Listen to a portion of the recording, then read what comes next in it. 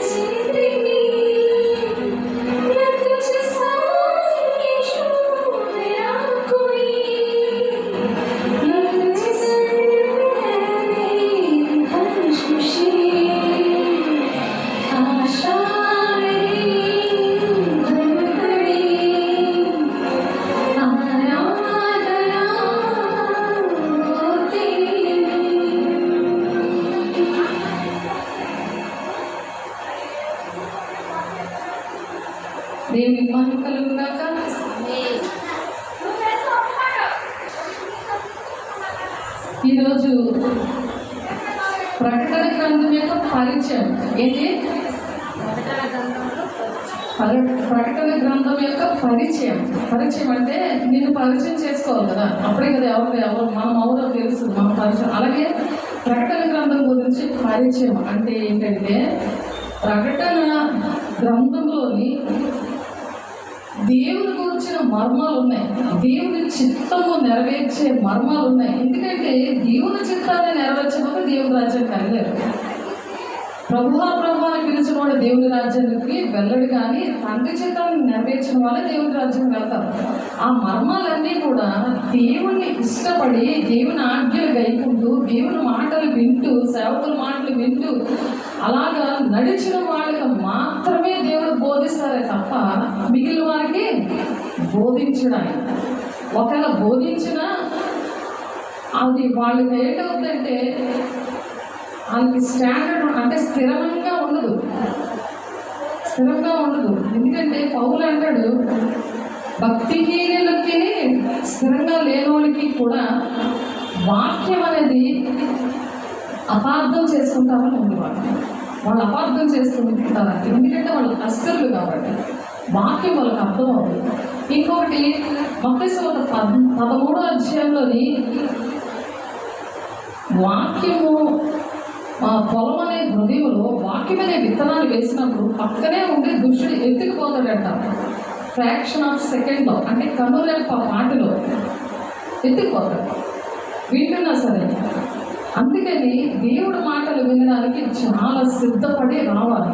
దానికోసమే మనం బుధవారం శుక్రవారం సిద్ధపడుతున్నాం. దేవుని ఆరాధించాలి, విశ్రాంతి దినాన్ని దేవునికి ఆరాధించాలి. అదే మనం హిందీలో అనుక్షణం కూడా దేవుని ఆరాధించాలని హిందీలో పాడుతున్నాం ఆ పాట. ఎందుకంటే దానికి మతము కులము భాష ఏమీ లేదు, చిన్న పెద్ద తారతమ్యం లేదు. దేవుని రాజ్యంలో అందరూ ఉండాలని, దేవునితో యుగగాలు దేవుడు మనతో ఉండాలని, అది మన దగ్గరికే రావాలని, భూలోకంలోనే దేవుని రాజ్యాన్ని స్థాపించాలని దేవుడు ఆశపడుతున్నారు. ఆత్మీయంగా పరలోక రాజ్యము మరి ఆకాశంలో ఉంది, మరి భౌతికంగా భూలోకంలో ఉన్న ప్రజల దగ్గరికి దేవుడు వస్తున్నారు. దేవుడు ఇక్కడ స్థాపించడానికి వస్తున్నారు. ఎవరి ద్వారా అంటే మనుషుల ద్వారానే.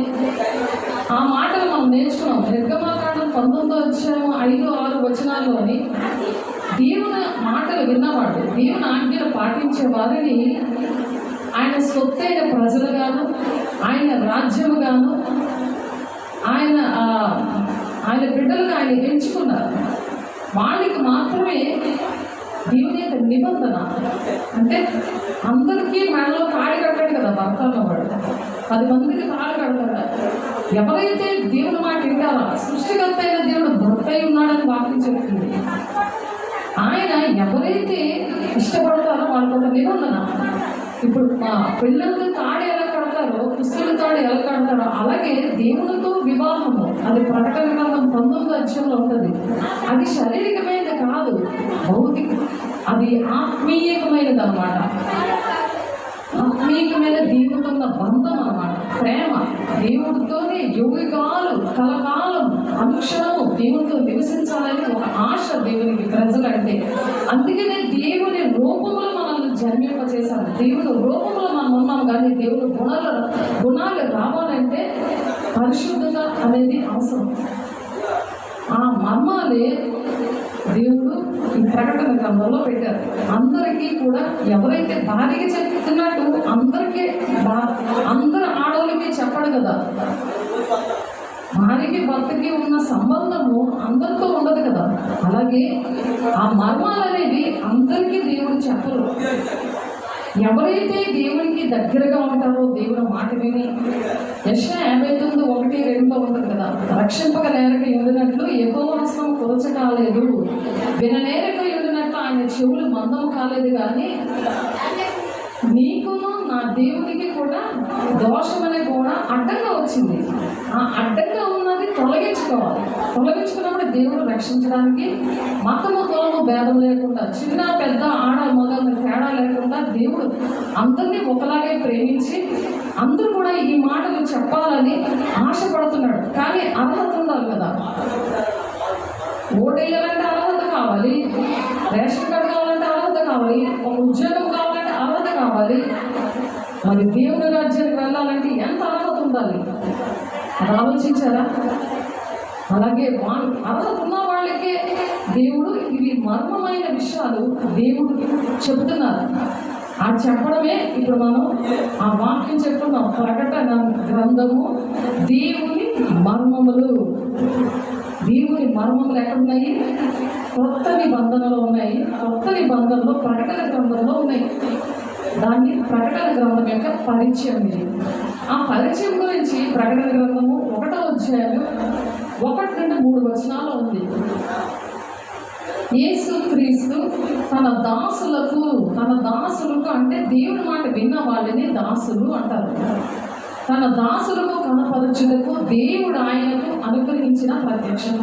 ఇదేంటంటే దేవుడు మరి యేసుక్రీస్తుకి యేసయ్యకి ఒక ప్రత్యక్షత ఇచ్చాడు. ఆయన ఒక ప్రత్యక్షత.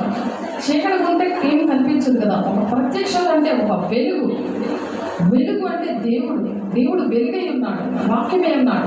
ఆ ప్రత్యక్షత అనేది మర్మం అన్నమాట. ఆ ప్రత్యక్షతే మర్మం, దేవుడి గురించిన మర్మాలు ఆ ప్రత్యక్షత.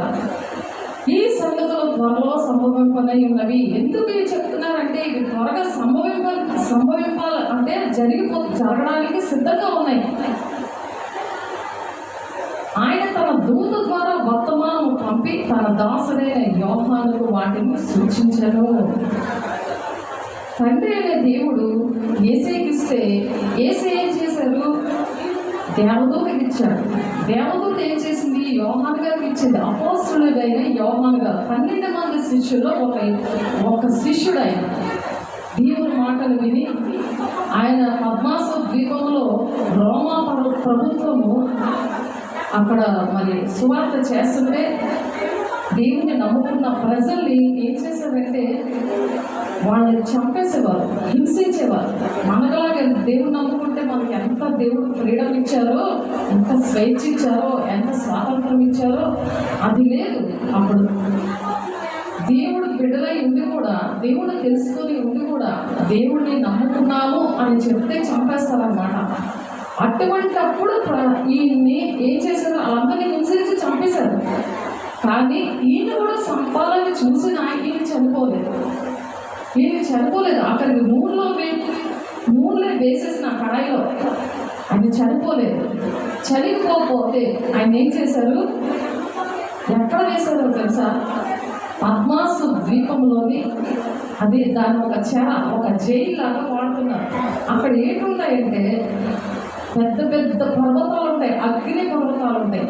ఆ వేడికి నీళ్లు ఉండవు, ఆహారం ఉండదు, ఏముండదు. అలాంటి ప్లేస్లో ఇలాంటి మనిషిని ఎంత చంపినా వీడు చనిపోవట్లేదు, అందుకని నేను అక్కడ వేసేస్తే వీడు ఎప్పుడొకప్పుడు చచ్చిపోతాడు కదా అని అనుకుంటున్నప్పుడు దర్శనంగా దేవుడే దిక్కు, దేవుడే కదా, దేవుడి వల్లే కదా ఎటువంటిదైనా సాధ్యమవుతుంది. మనకు అటువంటి పరిస్థితి లేవు. మనం ప్రకటించగలం కదా, దేవుడు ఎవరో చెప్పగలము.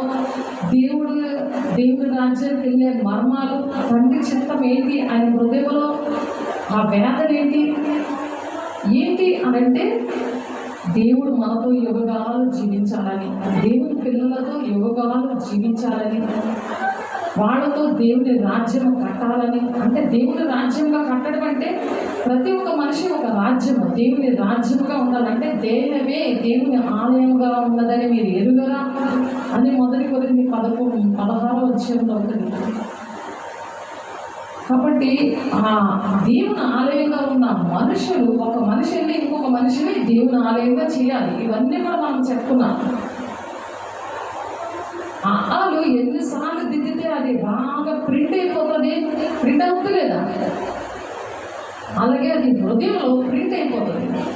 అది హృదయంలో మనసులో ముద్రించబడుతుందని దేవుడు అస్తమానికి మనం ప్రేమించి ఈ మాటలు మనతో చెప్తున్నారు. ఆమె చెబితేనే నేను చెప్పగలను కానీ నాలో ఏమీ లేదు, నాకేమీ రాదు. మత్తయి 10:20 ఉంటుంది. ఆయన వచ్చి పరిశుద్ధాత్మ దేవుడు వచ్చి బోధిస్తాడే తప్ప మనం పరిశుద్ధంగా ఉంటే చాలు. తండ్రి చిత్తాన్ని నెరవేరుస్తాను అని దేవునికి లోబడి దేవునితో మనం సమాధానంగా ఆయన ప్రేమించి ఆ నాట్యాలు గైకుంటే చాలు. ఆయన వాడుకోవడానికి ఇష్టపడతాడు. ఒక పాత్రగా మనల్ని వాడుకుంటాడు. ఒక ఘనమైన పాత్రగా ఆయన చేతిలో ఒక బలమైన ఆయుధంగా మనల్ని వాడుకోవడానికి ఇష్టపడుతున్నాడు. నిన్న అలాగే వాడుకున్నాడు. శుక్రవారం ఆరాధన జరిగిన తర్వాత దేవుడు వాడుకున్నాడు. ఆ విధంగా ఒక సాక్ష్యం వచ్చింది. అలాగా దేవుడు ఒక సాక్షిగా మనల్ని నిలబడతాడు అన్నమాట. అలా నిలబెట్టినందుకు దేవుడు వందనాలు చెల్లిస్తామా, నేను చేయగలను, నేను పరిశుద్ధంగా ఉంటాను, దేవా నన్ను వాడుకో. తండ్రి చిత్తాన్ని నెరవేరిస్తేనే దేవుడి రాజ్యానికి వెళ్తారన్నావు కదయ్యా.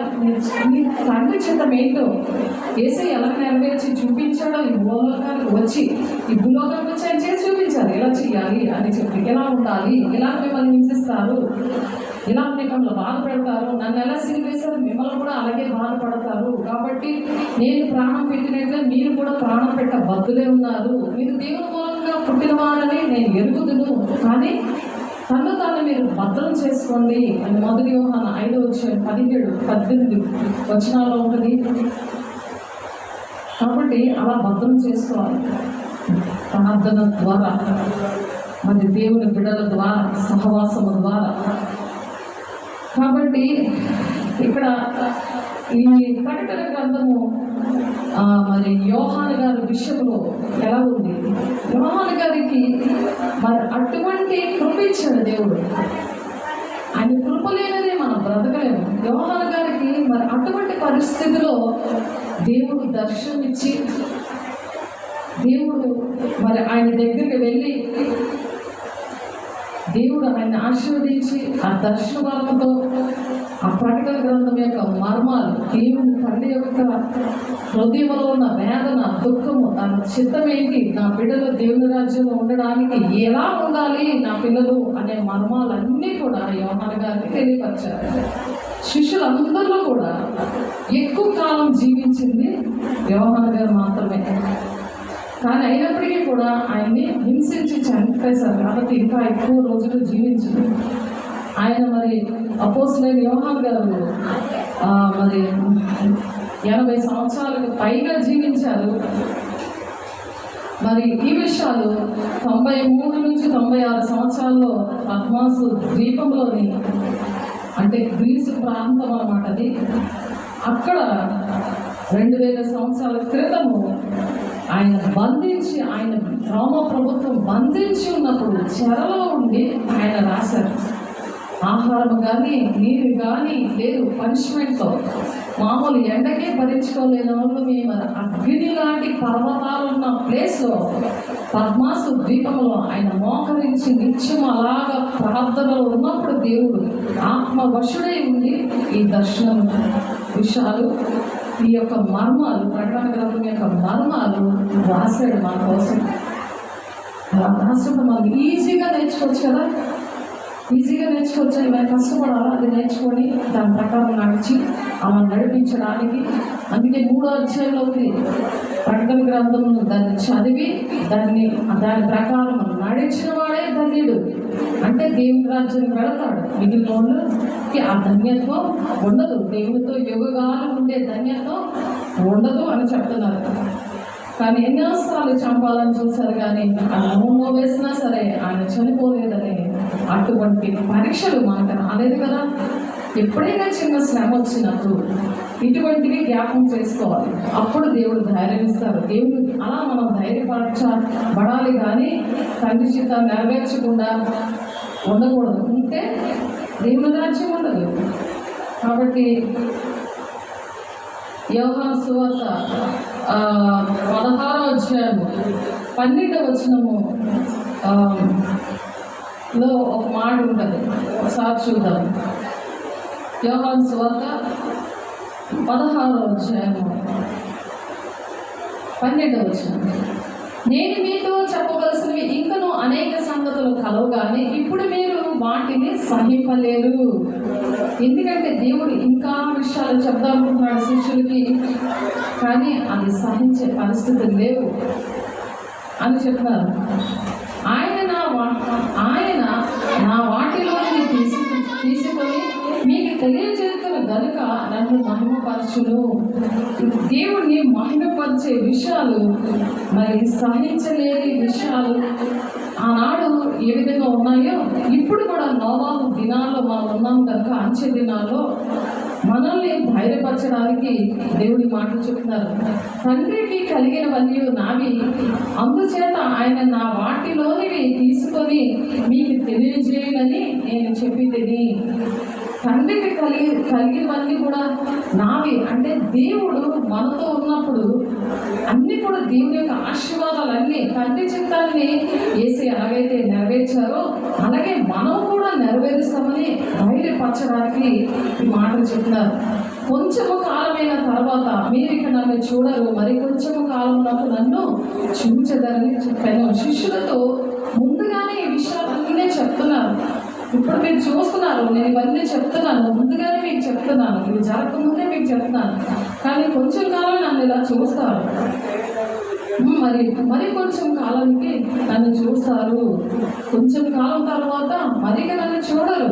మరి వేసే తండ్రి చిత్తాన్ని నెరవేర్చారు కదా, ప్రాణం పెట్టి అయినా మనుషులందరి కోసం, మానవాళ్ళందరి కోసం కూడా, మతం కులం భేదం లేకుండా, చిన్న పెద్ద భేదం లేకుండా తండ్రి చిత్తాన్ని ఎలాగైతే నెరవేర్చి ఆయన ప్రేమను చూపించారో అలాగే మనం కూడా దేవుడు బిడ్డల విషయంలో మనం ఎప్పుడు ఎలాగా దేవుడు మనం తీసుకెళ్ళిపోతారో, ఏ హింస మన మీదకి వచ్చినా సరే బ్రతుకుడు క్రీస్తే చావైతే లాభమే అన్నట్టుగా తండ్రి చిత్తాన్ని నెరవేర్చే వారిగా దుష్టుడు ముట్టకుండా మనం భద్రం చేసుకొని దేవుని కలిగి దేవుని యొక్క జ్ఞానముతో వాక్యం అనే ఖడ్గముతో సర్వాంగ కవచము, మరి ఎఫెసీ 6:12-13 వచనాల్లో ఉంది కదా, మీరు పోరాడినది మనుషులతో కాదు దురాత్మల సమూహముతో పోరాడుచున్నారు, అందుకనే సర్వాంగ కవచం ధరించుకోమని అంటున్నారు.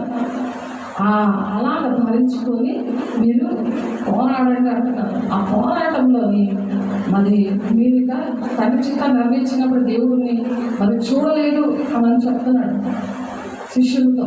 అలాగే మనం కూడా ఎప్పుడు దేవుని దగ్గరికి వెళ్తామో తెలియదు కాబట్టి మనం స్పీడ్గా దేవుని వార్తను ప్రకటించాలి.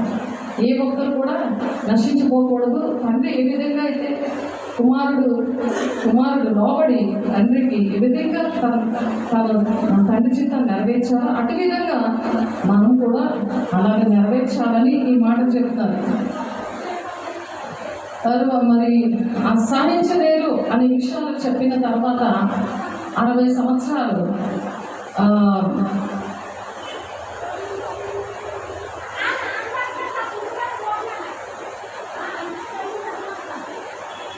60 సంవత్సరాలు మరి దేవుడు ఏం చేశారు, యోహాను దగ్గరికి అలా చెప్పిన 60 సంవత్సరాలకి యోహాను గారి దగ్గరికి వచ్చారు. అందులో నేను కనిపించున్నాను కదా, మీరు ఇక నన్ను చూడరు అని చెప్పారు కదా. తర్వాత ఏం జరిగింది, 60 సంవత్సరాలు ఆ మధ్యలో అప్పుడు ఎక్కడికి వెళ్ళారండి, యోహాను దగ్గరికి వచ్చారనమాట. వచ్చి దేవుడు యోహాను గారికి ఈ మర్మాలన్నీ కూడా తెలియపరిచారు. చేతులేసి ఆయన మీద అభిషేకించి యోహాను గారికి ఆ విధంగా దేవుడు ఈ మర్మాలన్నీ కూడా చెప్పారు. మరి యోహాను సువార్త 16:28 వచనంలో చూస్తే, నేను తండ్రి వద్ద నుండి బయలుదేరి లోకములకు వచ్చి ఉన్నాను. ఏం చేశారు, తండ్రి వద్ద నుండి బయలుదేరి లోకములకు వచ్చి ఉన్నాను, మరియు లోకమును విడిచి తండ్రి వద్దకు వెళ్ళుచున్నానని వారితో చెప్పాను. ఈ విధంగా వెళ్ళారన్నమాట. లోకమును విడిచిపెట్టి తండ్రి దగ్గరకు వచ్చాడు ఆయన. తండ్రి దగ్గర నుండి బయలుదేరి లోకానికి వచ్చాడు ఆయన. ఈ లోకంలో వచ్చినప్పుడు ఇలా యోహాను గారి దగ్గరికి వచ్చారు. అయితే ఏమని చెప్తున్నారు, 28లో ఆయన శిష్యులు, ఇదిగో ఇప్పుడు నీవు గూఢార్థంగా ఏమీ చెప్పక స్పష్టంగా మాట్లాడుచున్నావు అని అప్పుడు శిష్యులు చెప్పారు. ఇన్నాళ్ళు మర్మంగా చెప్పారు, ఇది మాత్రం డైరెక్ట్గా మర్మం అనేది ఏమీ లేకుండా డైరెక్ట్గా చెప్పారు. కొన్ని కళల్లో దర్శనాలు డైరెక్ట్గా వస్తాయి, కొన్ని కళలు చాలా మర్మంగా వస్తాయి. ఆ దానియేలు గారు అలాగే వివరించారు, యోసేపు గారు అలాగే వివరించారు. పొలంకి వచ్చినప్పుడు, నెబుకద్నెజరుకు వచ్చినప్పుడు వివరించారు. అవి మర్మంగా వచ్చాయి. కాబట్టి ఈ శిష్యులకు కూడా ఉపమానరీతిలో దేవుని రాజ్య విషయాలు మరి కీర్తన గ్రంథంలో, ఓల్డ్ టెస్టిమెంట్లో, పాత నిబంధనలో, మళ్ళీ మత్తయి సువార్తలో, మరి సువార్తల్లో కూడా మర్మంగా చెప్పారు దేవుని రాజ్యం విషయాలు. మర్మంగా చెప్తుంటే ఎందుకు? దుష్టుడికి దేవుడి పిల్లలకు మాత్రమే అర్థం అవ్వాలని, దుష్టుడికి అర్థం అవ్వకూడదని.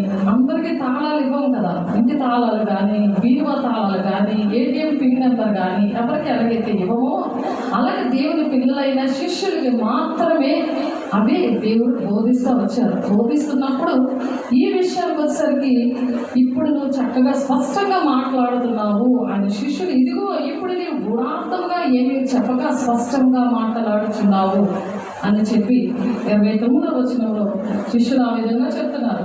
ఇప్పుడు ప్రకటన గ్రంథం 22వ అధ్యాయం వరకు కూడా మన ప్రవచనాలు అలాగా, ఆ ప్రవచనాల గురించి, ఆ ప్రవచనాలు, ఆ మర్మాలు నెరవేర్పు గురించి 60 సంవత్సరాలు ఎదురు చూశారనమాట. ఈ ప్రవచనాల కోసం, ఈ మర్మాల కోసం ప్రతి ఒక్కరు కూడా, ప్రజలు, దేవుని పిల్లలు ఎదురు చూస్తూ ఉన్నారు 60 సంవత్సరాలు. ఆ విధంగా దేవుని యొక్క మర్మం ఏంటి, ప్రకటన గ్రంథం యొక్క మర్మం ఏంటి, దేవుని యొక్క మర్మాలు ఏంటి, దేవుని రాజ్యం యొక్క మర్మం ఏంటి అని ఆ విధంగా ఎదురు చూస్తూ ఉన్నారు.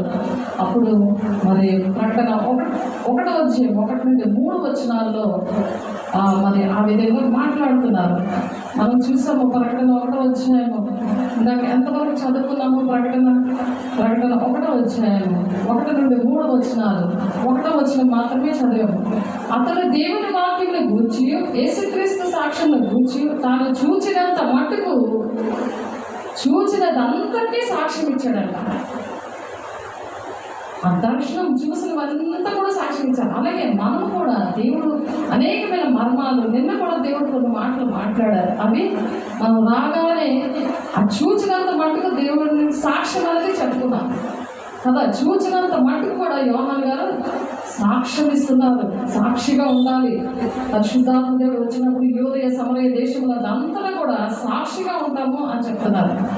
యూదయ సమరయ దేశంలో అంతా మనము సాక్షిగా ఉండాలి. అందుకనే దేవుడు మరి యూట్యూబ్ పరిచయం ఇచ్చారు మనకి.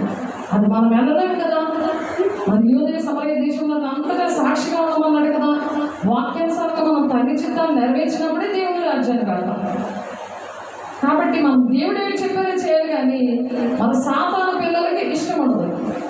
ఇష్టం ఉంటుందా? సాతాను పిల్లలకి దేవుని సన్నిధికి రావడం ఇష్టం ఉండదు, యూట్యూబ్ పరిచయం ఇష్టం ఉండదు.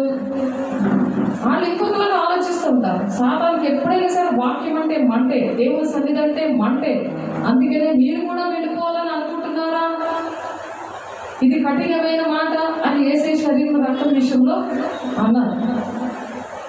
యోహాను సువార్త 6వ అధ్యాయం 66వ వచనంలో ఉంది, మనం నేర్చుకున్నాం శుక్రవారం.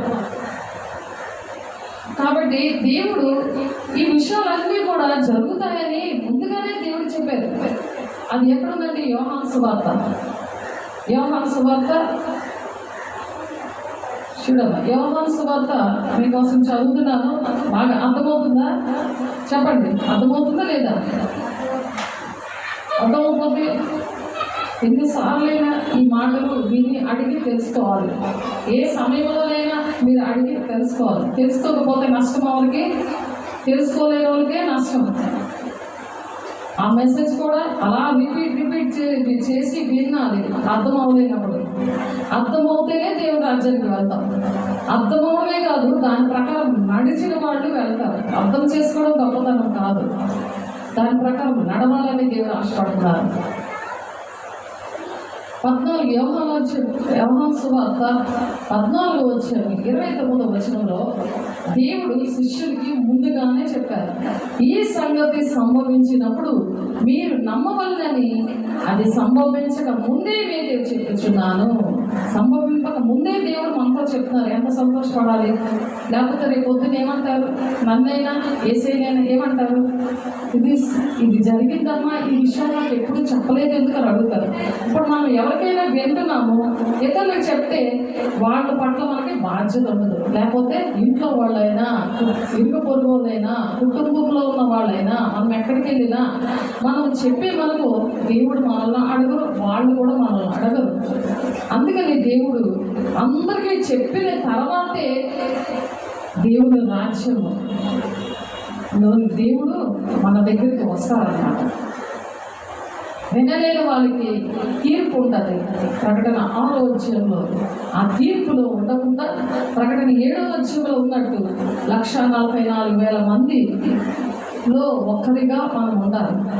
కోత కోయబడిన వారు అంటే పైరు పండిందనుకో కోత కోస్తారు కదా, ఫలించినప్పుడు కోత కోస్తారు కదా, ఫలించిన వాళ్ళు కోత కోయరు కదా, అది పొట్లలో చేరుస్తారు. పొట్లలో అంటే దేవుని రాజ్యం, దేవుని రాజ్య సంబంధులు అనే లెక్కలో ఉంటారు వాళ్ళు. ఎందుకంటే వాళ్ళు అనేక మందికి దేవుని వాక్యాన్ని ప్రకటించే జీవవృక్షంలా ఉంటారు. జీవము అంటే ఇతరులకి జీవం పోసే వాళ్ళ, అంటే నువ్వు జీవిస్తున్నావంటే ఒక మృతుడిగా ఉండకుండా దేవుడిని మనలో ఉన్న జీవాన్ని ప్రోక్షిస్తారు. ప్రతి నెల కూడా వాళ్ళు ఫలిస్తూ ఉంటారు. అంటే ఆ జీవవృక్ష ఫలం ఏంటంటే 12 కాపులు కాస్తుంది అనమాట.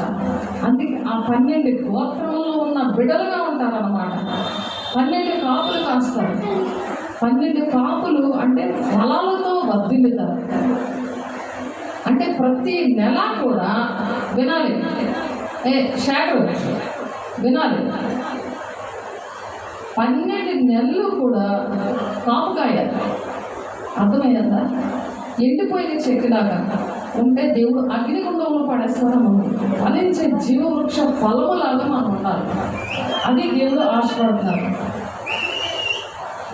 మరి అలా ఆ విధంగా జరగకముందే దేవుడు చెప్పడానికి కారణం ఏంటంటే ఈ ప్రకటన గ్రంథంలో 22 అధ్యాయాలు ఉన్నాయి, 404 వచనాలు ఉన్నాయి. విద్య లేని పామరులను దేవుడు పిలుచుకొని వాళ్ళ ద్వారానే ఇవన్నీ రాయించారు.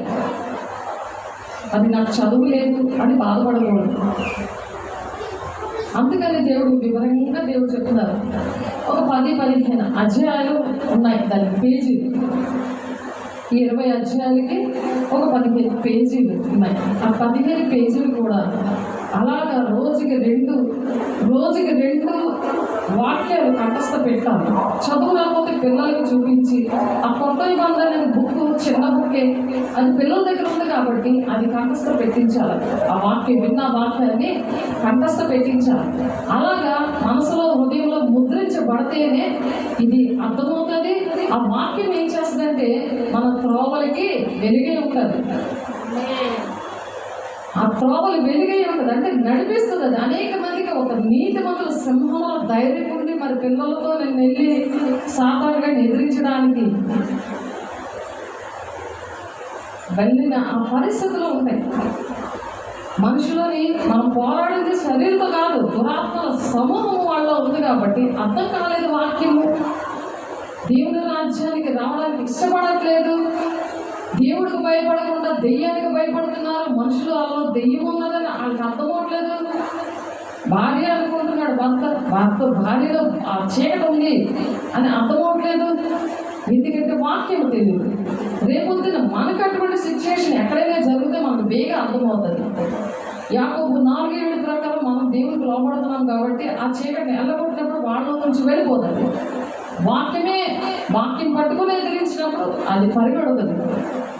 నాకు లోపడండి, దుష్టుడిని ఎదిరించండి, మీ అందరికి పారిపోతుందంటే అప్పుడు మన మాట వింటారు. అప్పుడే వారికి ఏ మాటలైనా చెప్పాలి. అందుకని వాక్యం అనే దేవుడిని హృదయంలో మనసులో మనం ముద్రించుకోవాలి. ప్రతి వారం కూడా ఆ విధంగా కంఠస్థ పెట్టాలి. వారానికి ఒక 8 వాక్యాలు కంఠస్థ పెడితే ఆ వాక్యమైన దేవుడు ఒంట్లో ఉండిపోతాడు. ఒంట్లో వాక్యం ఉంటేనే చదువులు వస్తాయి. మీకు స్కూల్కి వెళ్ళినా సరే, కాలేజీకి వెళ్ళినా సరే ఆ వాక్యమైన దేవుడు లేకపోతే, ఈ చదువు రాకపోతే కాలేజీలో ఎంత డబ్బులు పెట్టినా, స్కూల్లో పెట్టి పిల్లల కోసం తల్లిదండ్రులు ఎన్ని బాధలు పడినా వ్యర్థమైపోతుంది కదా. దేవుడు మరి ఇహలోకంలో కూడా పరలోకంలో కూడా మనం సంతోషంగా ఉండాలని ఫిలిప్పి 4:4 ఎల్లప్పుడూ ఆనందించండి, మరలా చెప్పుదని మీరు ఆనందించండి అంటున్నాడు.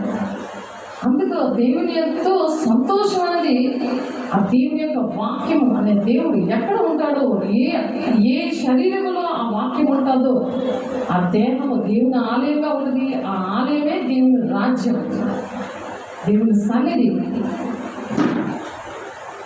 వద్దా మీకు దేవుని రాజ్యం అక్కర్లేదా? ఆలోచించండి. అందుకని చదువు కావాలన్నా, ఏమి కావాలన్నా మీకు నా పరలోకం తెలుసు, మీకు ఏది కావాలంటున్నాడు. మత్తయి 6:33 మొదట నా నీతిని రాజ్యాన్ని వెతకండి అని అందుకే చెప్తున్నారు. అన్యజనులకు ఏమి తిందమా, ఏమి త్రాగుదామా, ఏమి భుజిద్దామా చింత పెట్టుకోవద్దు అంటున్నాడు. మీరు అటువంటి చింత పెట్టుకుంటే దేవుని రాజ్యంగా మీరు ఉండలేరు, దేవుని బిడ్డలుగా ఉండలేరు. పేరుకి దేవుడు నమ్ముకుంటే కాదు, దేవుని రాజ్యంగా బతకాలి. ఆమేన్. ఇక్కడ ప్రకటన 22వ అధ్యాయము మీకోసము 8వ వచనము 7వ వచనము మరి 10-18 అధ్యాయంలో ప్రవచన వాక్యంగా ఉందన్నమాట. ఇవన్నీ కూడా ప్రవచన వాక్యాలుగా ఉన్నాయి. ఇప్పుడు చెప్పింది ప్రవచన వాక్యాలు, అవి అర్థం కాదు.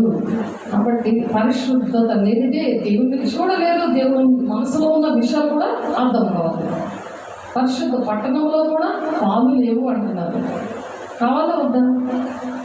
కావాలంటే చక్కగా వినాలి, ఏ విషయాలు పట్టించుకోకూడదు. అవి వాటి వల్ల అవే దాహం ఉండాలి, అదే దాహం ఉండాలి. మరి నేనిచ్చి నీళ్ళు తాగువాడు ఎన్నటికీ దప్పికొనడని సమరయ స్త్రీతో చెప్పాడు కదా, అదే మాట. ఇదే దాహం అన్నమాట.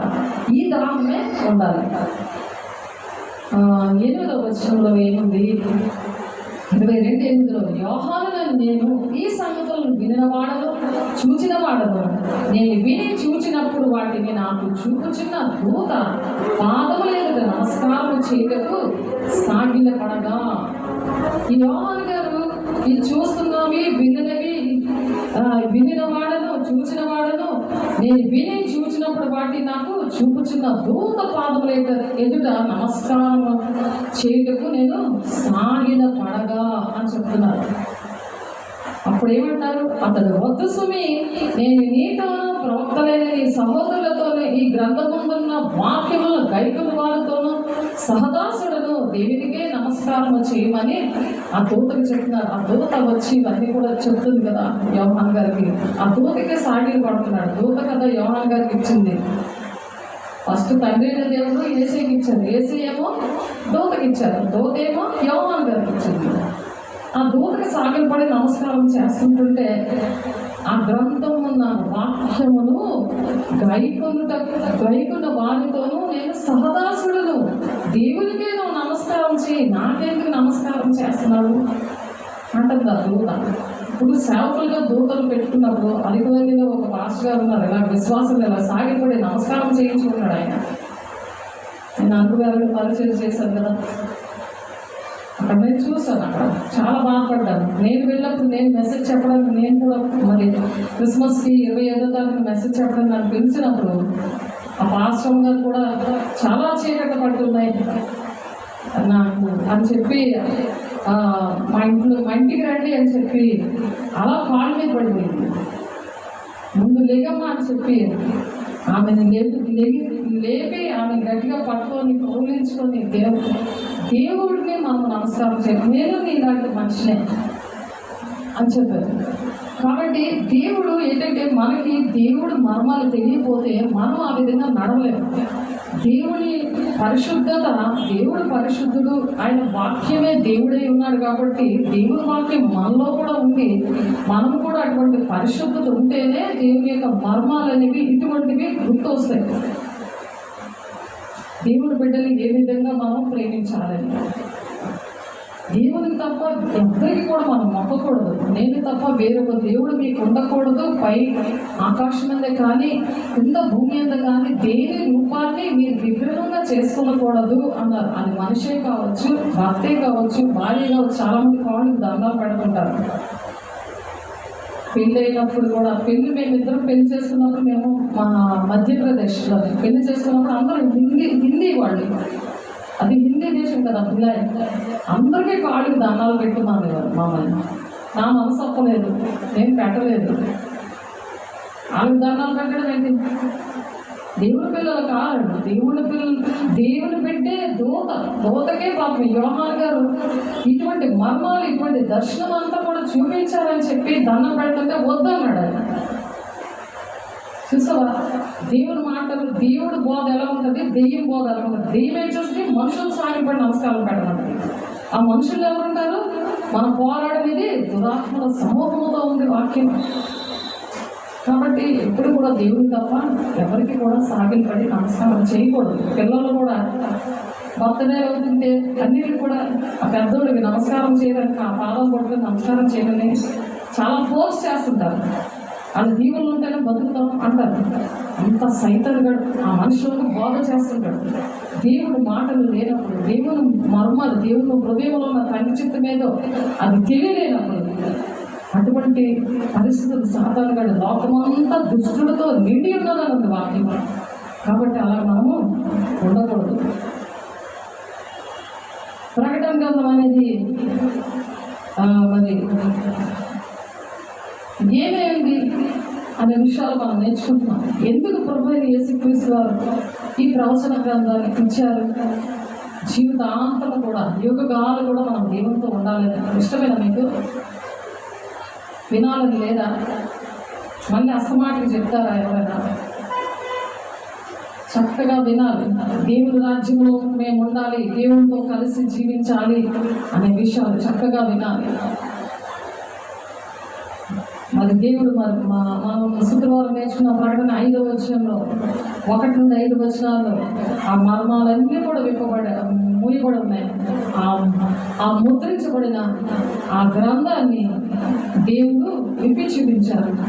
కాబట్టి ప్రకటన గ్రంథము అనేది ఏమేమిటంటే ఒక ప్రత్యక్షతగా ఉందన్నమాట. అంటే తెరిచి చూపించేదిగా ఉంది.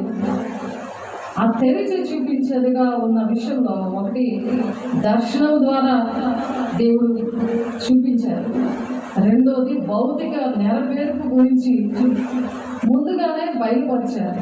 భౌతికంగా నెరవేర్పు అనేది జరుగుతుంది. అది ఏంటంటే భూలోకములోనే దేవుని రాజ్యము కట్టబడతారు. ఎవరి ద్వారా?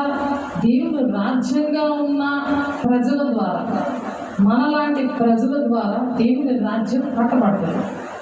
ఎవరైతే మాట వినలేదు వాళ్ళు మరి పాతది అంటే మొదటి ఆకాశము గతించిపోయాను, మొదటి భూమి గతించిపోయాను, నూతన ఆకాశము నూతన భూమి సృష్టించబడిందని మరి ప్రకటన 21వ వచనంలో ఉంటుంది. అంటే పాతవి అంటే ఈ దుష్టుడి బోధ, శరీరానుసారమైన బోధ, మిక్స్డ్ టీచింగ్, కథలు ఇవన్నీ కూడా చెప్తారు. కానీ అవేంటంటే ఆ చరిత్రలు అవన్నీ కూడా వాటి కన్నా ఏంటంటే నిజమైనది, సత్యమైనది, దేవుని తండ్రి యొక్క చిత్తాన్ని నెరవేర్చాలి. అది భౌతికంగా దేవుని రాజ్యం అనేది భూలోకమునికే, మరి పరలోకమందున మా తండ్రి మీ నామం పరిశుద్ధపరచబడిన గాక, మీ రాజ్యము వచ్చునుగాక ఉంది. అలాగే దేవుని రాజ్యము పరలోకమందు ఏ విధంగా ఉందో భూలోకంలో కూడా అలాగే రావాలని ప్రార్థన చేస్తున్నారు. కానీ దాని అర్థము తెలియట్లేదు. శరీరానుసారంగా అది మామూలుగా ప్రార్థనలాగా, కంఠస్థ వాక్యంలాగా చెప్పుకొని వెళ్ళిపోతున్నారు. దాన్ని వివరించి చెప్పడానికి దేవుడు ఒక దూతను ఏర్పాటు చేసుకుంటాడని ఉంది వాక్యం. ప్రకటన 22వ అధ్యాయం 16వ వచనంలో ఒక దూతను ఏర్పాటు చేసుకుంటాడు. ఆ దూతనే సేవకులు, వాళ్ళు సేవకులుగాను అగ్ని జ్వాలలుగాను నా దూతల కోసం నేను చెప్తున్నాను అని హెబ్రీయులు 1వ అధ్యాయం 7వ వచనంలో చెప్తున్నారు. కాబట్టి దేవుని యొక్క దూతలుగా మనం ఉండాలని, దేవుని ఈ మర్మాలను మనం బోధించాలని దేవుడు ఆశపడుతున్నారు. ఈ విప్పబడిన వాక్యాన్ని దేవుని యొక్క ప్రత్యక్షతగా ఉంది. ప్రకటన గ్రంథం ఏంటి అని అంటే ఒక దృశ్య రూపముగా, అంటే దర్శన రూపముగా, యోహాను గారికి దర్శన రూపంగా వచ్చింది. ఇంకొకటి భౌతికంగా మరి దేవుని యొక్క విశ్వాసం కలిగి ఉన్నవారు మరి వాళ్ళకి బయలుపరుస్తారనమాట. భౌతికంగా ఏ విధంగా ఉంటుంది పరలోక రాజ్యం, దాని నెరవేర్పుని చూసి అర్థం చేసుకోగలరు. నెరవేరితేనే అర్థమవుతుందా? అది ఏదైతే ప్రవచనం ఉందంటే అది పాత నిబంధనలో యేసే విషయంలో ఎక్కడ కూడా లేదు.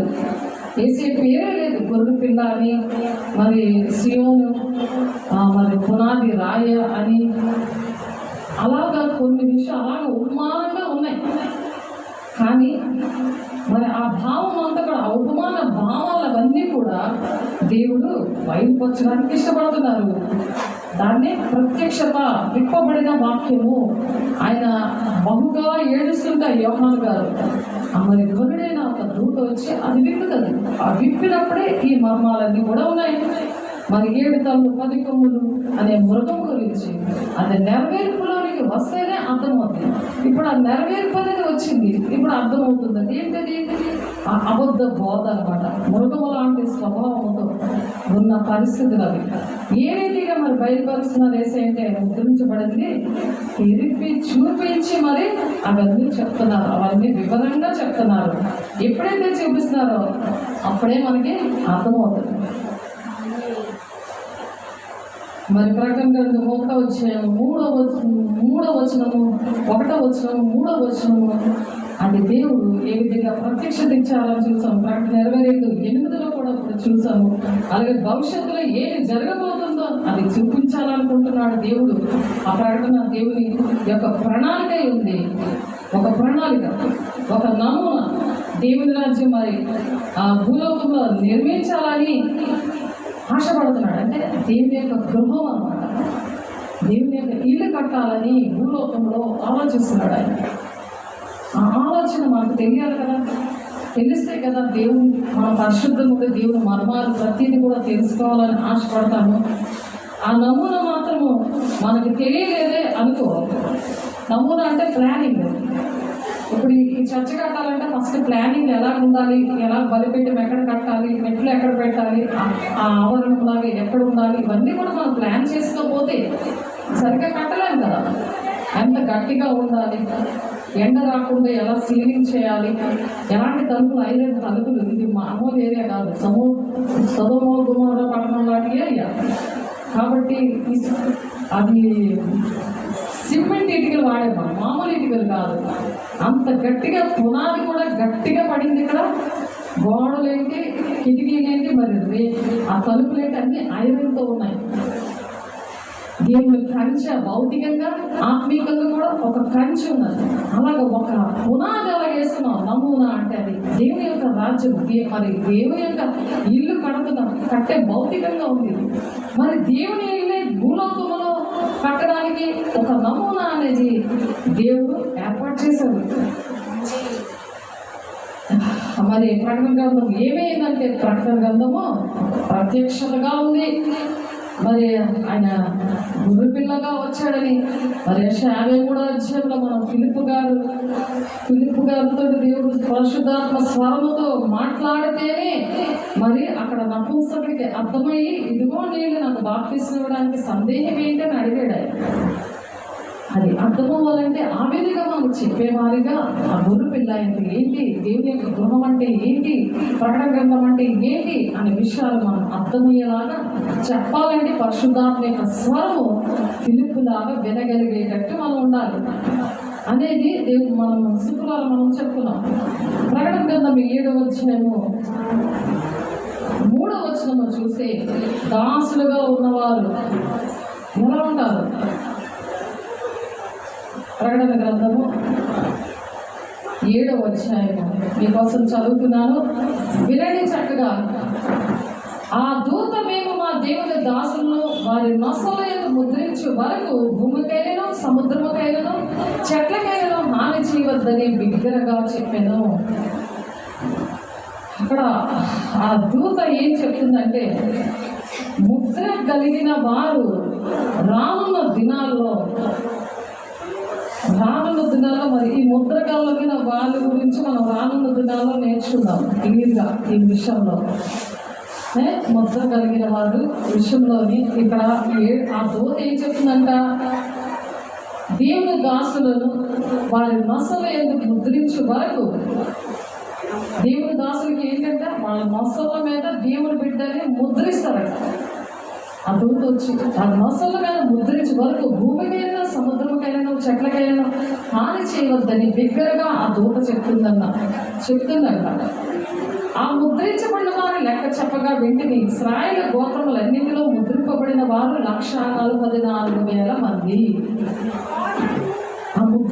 ఆ ముద్ర ఎలా వేస్తారు ఏంటి అనే విషయాలు మనము నేర్చుకున్నాము. ఈ విషయం తర్వాత నేర్చుకున్నాము.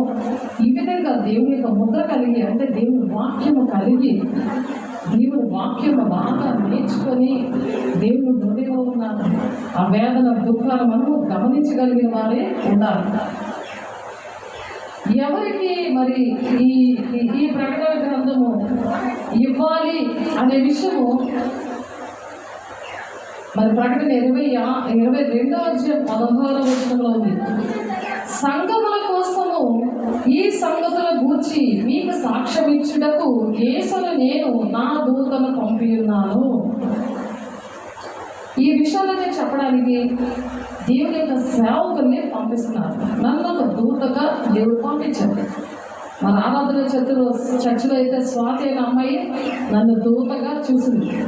ఆ దర్శన వరంతో మెసేజ్ చెప్తుంది కదా, ఒక దూతగా నన్ను వైజాగ్ నుండి విజయనగరం దర్శనం మీద దేవుడు తీసుకొని వచ్చాడు. మనకు ఒక సాక్ష్యం ఉండాలి.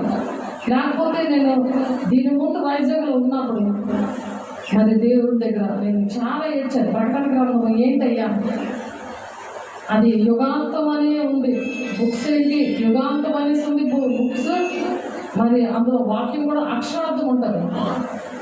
కాబట్టి అది అర్థం కాలేని పరిస్థితిలో దేవుడి విధంగా నేర్పించాలి. ఆ విధంగా నాకు సేవకులకి ఇస్తారట. సంఘముల కోసము ఈ సంగతుల గురించి మీకు సాక్ష్యం ఇచ్చుటకు యేసును నేను నా దూతను పంపి ఉన్నాను. నేను దావీదు చిగురును సంతానమును ప్రకాశమానమైన వేకువ చిత్తనే ఉన్నాను. యేసు ఏం చేస్తున్నారు, ఇప్పుడు మిమ్మల్ని కూడా ఒక దూతలా పంపిస్తారు. చెప్తారా, నేను ఒక దూతలాగా వెళ్ళి ముగ్గురికి వెళ్ళి చెప్పారు కదా. ఆ శక్తి ఎవరిచ్చారో దేవుని సన్నిధిలో మోకరించి ప్రార్థన చేసి కన్నీరు కాచి ఆ కుటుంబం కోసం వెళ్ళినప్పుడు దేవుడు అక్కడ దూతలా వాడుకున్నారు. దేవుడు సంఘంలో ఉన్న బిడ్డల్ని దేవుడు ఆ విధంగా వాడుకున్నారు. ప్రతి ఒక్కరు వాడుకోవడానికి ఇష్టపడుతున్నారు. అది గమనించుకోవాలి. మనం మనుషుల వైపు చూస్తే మనకి ఏమి రాదు. వాక్యం వైపు చూడాలి. దేవుడు వాక్యం వైపు, దేవుడు మాటలు, తండ్రి చిత్తమేంటి, మనుషుల వల్ల మనం ఎవరూ కూడా దేనికి పనికిరాము. దేవుని వాక్యమే మనం బతికిస్తుంది. ఆ వాక్యమే దేవుడే ఉన్నాడు. దేవుని వల్లే బ్రతకాలి తప్ప మరి మనుషుల వల్ల టెంపరీగా బ్రతుకుతారు. కానీ శాశ్వత కాలం కూడా యుగాలు కూడా దేవుడితో బ్రతికినప్పుడే అక్కడ కన్నీరు ఉండదు, వేదన ఉండదు, దుఃఖం ఉండదు, ఆకలి ఉండదు. దేవుని రాజ్యంలో సంతోషమే ఉంటుంది. అందుకని ఇహలోకంలో కూడా అలా ఉండాలని ఎల్లప్పుడూ ఆనందించండి, మరలా చెప్పుదని ఆనందించండి అని ఫిలిప్పీ 4:4 అందుకే ఉంది. కాబట్టి ఈ సంగతుల గురించి సాక్ష్యం ఇచ్చేవాడు అవును త్వరగా వచ్చుచున్నానని చెప్పుచున్నాడు. ఆమేన్. ప్రభువైన యేసు రమ్ము అంటున్నారు. చూసావా, దేవుడు మరి ఆయన వస్తేనే మనకు అటువంటిది వస్తే మనకి ఈజీయే కదా. మనం దేవుడితో యుగాలు ఉండము ఎంత ఇష్టపడుతున్నారా దేవుని రాజ్యంలో అలాగే ఉండాలని ఇష్టపడినప్పుడు మనం దేవుని వాక్యాన్ని, ఈ ప్రకటన గ్రంథం అనే వాక్యాన్ని బాగా కంఠస్థ పెట్టాలి. రోజుకు 2 వచనాలు కంఠస్థ పెట్టాలి. అది నేర్చుకోవాలి. చదువురాకపోతే పిల్లల దగ్గరికి వెళ్తే చదువుతుంటారు, ఆడికే వస్తుంది, మీకు వస్తుంది. చిన్నపిల్లలు నా అద్దెకు రానివ్వండి, అటువంటి వారినే దేవుని మనస్సు అంటున్నారు. కాబట్టి చిన్నపిల్లలతో వెళ్ళినప్పుడు దేవుడు ఎంత కార్యం చేశాడు నిన్న, అది అద్భుత కార్యం కదా. దైవ చిత్తానుసారమైన దుఃఖము రక్షణార్థమైన మారు మనసును కలిగి చేస్తుంది. ఎండలో వెళ్తున్న షకీనా మేఘం ఆవరించున్నది. ఎంత అద్భుతకరంగా దేవుడు చిన్నపిల్లలతో ప్రార్థన చేస్తాను. నేను కూడా నా చిన్నపిల్లలతోనే నేను ప్రార్థన చేసేదాన్ని నా కుటుంబంలో. కాబట్టి నేను కూడా ఈ పరిస్థితులు ఉన్నానంటే నా పిల్లలు నేను అలాగే ప్రార్థన చేసేవాడు. నిన్న మరి మీ పిల్లలు ప్రార్థన చేసినప్పుడు దేవుడు ఆ విధంగా వాడుకున్నారు. ఎంత గొప్ప దేవుడు చూసారో. ఆ చిన్నపిల్లలు దూతలా వాడుకుంటారంట. దూతలాగా దేవుడు అలా సేవకులు వాడుకుంటారంట. కాబట్టి ఆ విప్పబడిన వాక్యము, మరి ముద్రించబడిన వాక్యము ఏ విధంగా మరి అది ప్రత్యక్షతగా ఉంది అంటే ప్రకటన 5వ అధ్యాయము 7వ వచనం చూస్తే, ఆయన వచ్చి సింహాసనమునందు ఆసీనుడైన వాని కుడి చేతిలో నుండి ఆ గ్రంథము తీసుకున్నాడు. కుడి చేతిలో ఉంది తండ్రైన దేవుడి దగ్గర. ఏసయ్య వెళ్ళి ఆ సింహాసనం దగ్గర తండ్రైన దేవుడు కూర్చుంటే ఆ కుడి చేతిలో ఉన్న ఆ గ్రంథం తీసుకున్నాడట. ఆయన దాన్ని తీసుకున్నప్పుడు ఆ 4 జీవులను వేడలను ధూప ద్రవ్యములతో నిండిన సువర్ణ పాత్రలను పట్టుకొని ఉన్న ఆ 24 పెద్దలను ఆ గొర్రె పిల్ల ఎదురు సాగిలపడి ఆ పాత్రలు పరిశుద్ధుల ప్రార్థనలు అంటున్నారు. ఇప్పుడు మనం ప్రార్థన చేస్తున్నవన్నీ కూడా పరిశుద్ధుల ప్రార్థనలు దేవుని యొక్క సింహాసనం దగ్గరికి వెళ్ళిపోతాయి. ఎవరో వాళ్ళు విన్నా వినకపోయినా, మనుషులు విన్నా వినకపోయినా దేవుడు వింటున్నాడా, దేవుడు వింటున్నాడు, దేవుడు నడిపిస్తున్నాడు అనే ఒక అనుభవం అనేది వచ్చింది కదా.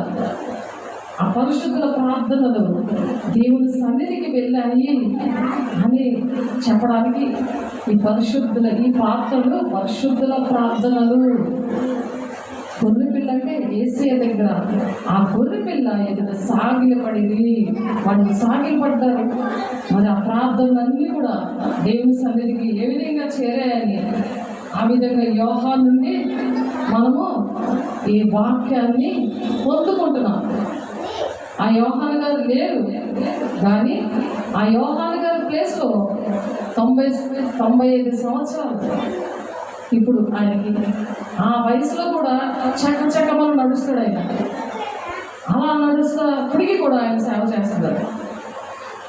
ఆయన ప్రత్యక్షంగా భౌతికంగా ఇప్పుడు యోహాను గారు ఇప్పుడు ఆ పద్మాస దీపంలో ఉన్న యోహాను గారికి ఆ దర్శనం అనేది సేవకులకి ఇచ్చారని వాక్యం ఉంది, కానీ అది నెరవేర్పు అనేది ఇక్కడ జరుగుతుంది.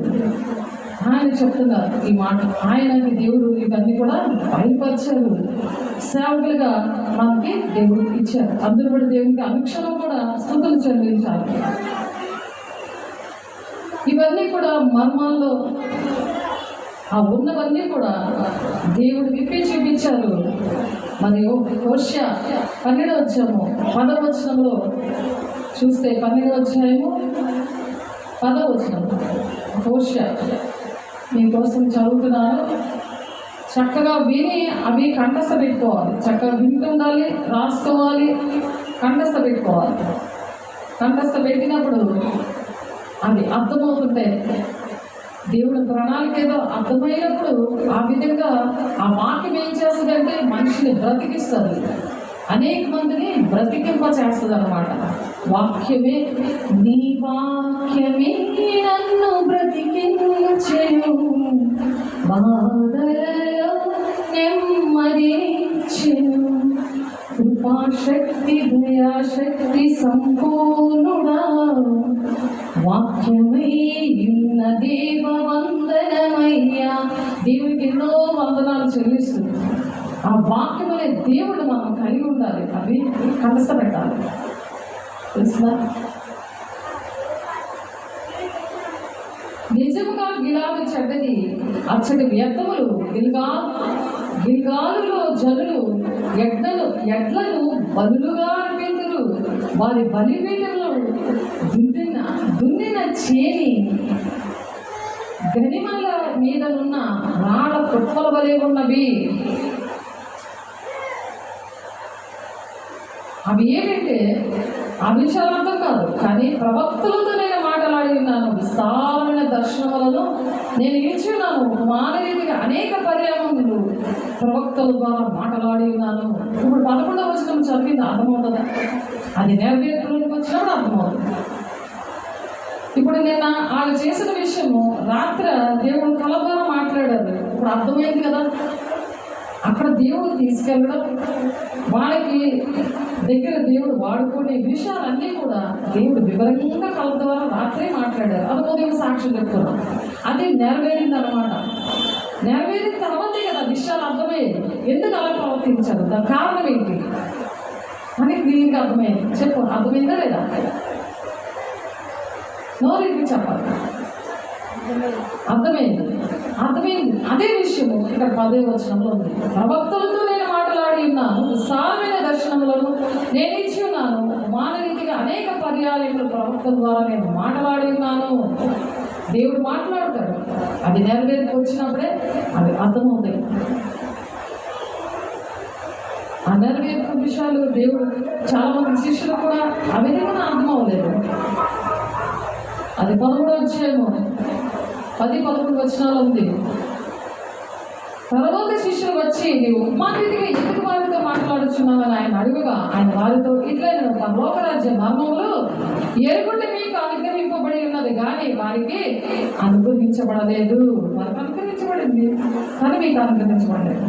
అంటే వాడికి బయట ఉన్న వాడికి అనుగ్రహించబడలేదు, మనకి అనుగ్రహించబడింది. పరలోక రాజ్యం మర్మాలు ఎందుకు ఉపమాన రీతిగా చెప్తున్నారు? ఇప్పుడు ఉపమాన రీతిగా మనం నడుస్తున్నప్పుడు అది ఏదైతే జరుగుతుందో అవి దేవుడు మాట్లాడుతున్నాడు. రాత్రిగా యోగ 33:14 ఉంది.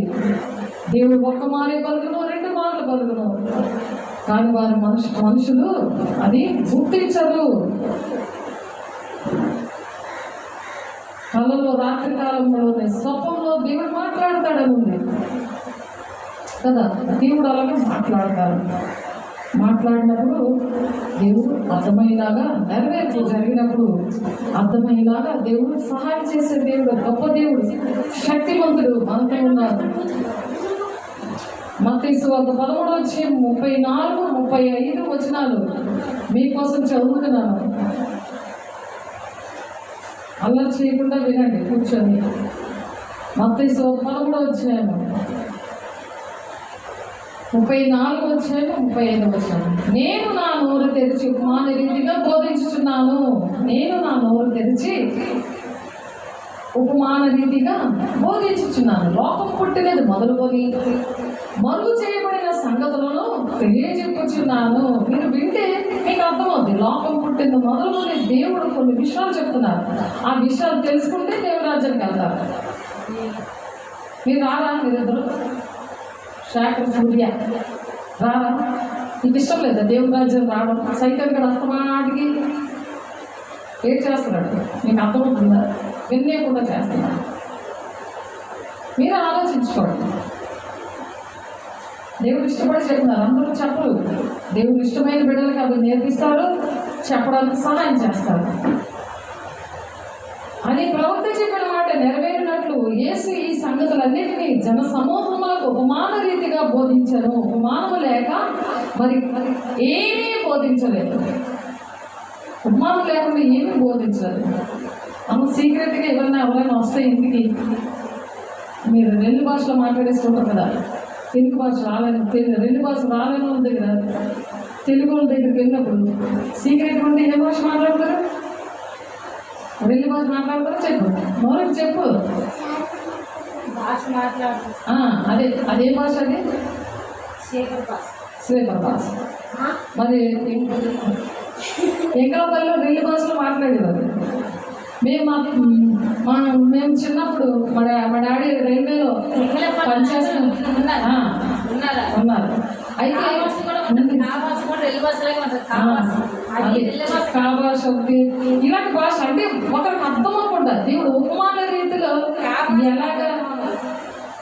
అవును, నీకు అర్థమవుతుంది కానీ వాళ్ళకి అర్థమవుతుంది. నువ్వు మాట్లాడే మాటలు వాళ్ళకి అర్థమవుతుంది. మేము కూడా మా డాడీ మమ్మీ ఇద్దరు కూడా హిందీలో మాట్లాడుకున్నారు. రైల్వేలో మా డాడీ ఎస్పెషల్ మెయిన్ డ్రైవర్గా పనిచేస్తున్నారు. చిన్నపిల్లలు వాళ్ళిద్దరూ అలా మాట్లాడుకున్నారు. మాకైతే పెద్ద వేసేవారికి మాకు వచ్చేసింది హిందీ. ఇప్పుడు కూడా చక్కగా హిందీలో మాట్లాడగలం. కాబట్టి అలా వచ్చేస్తుంది. అలాగే ఉపమాన రీతిగా దేవుడు బోధిస్తున్నప్పుడు శిష్యులకు వచ్చేసింది.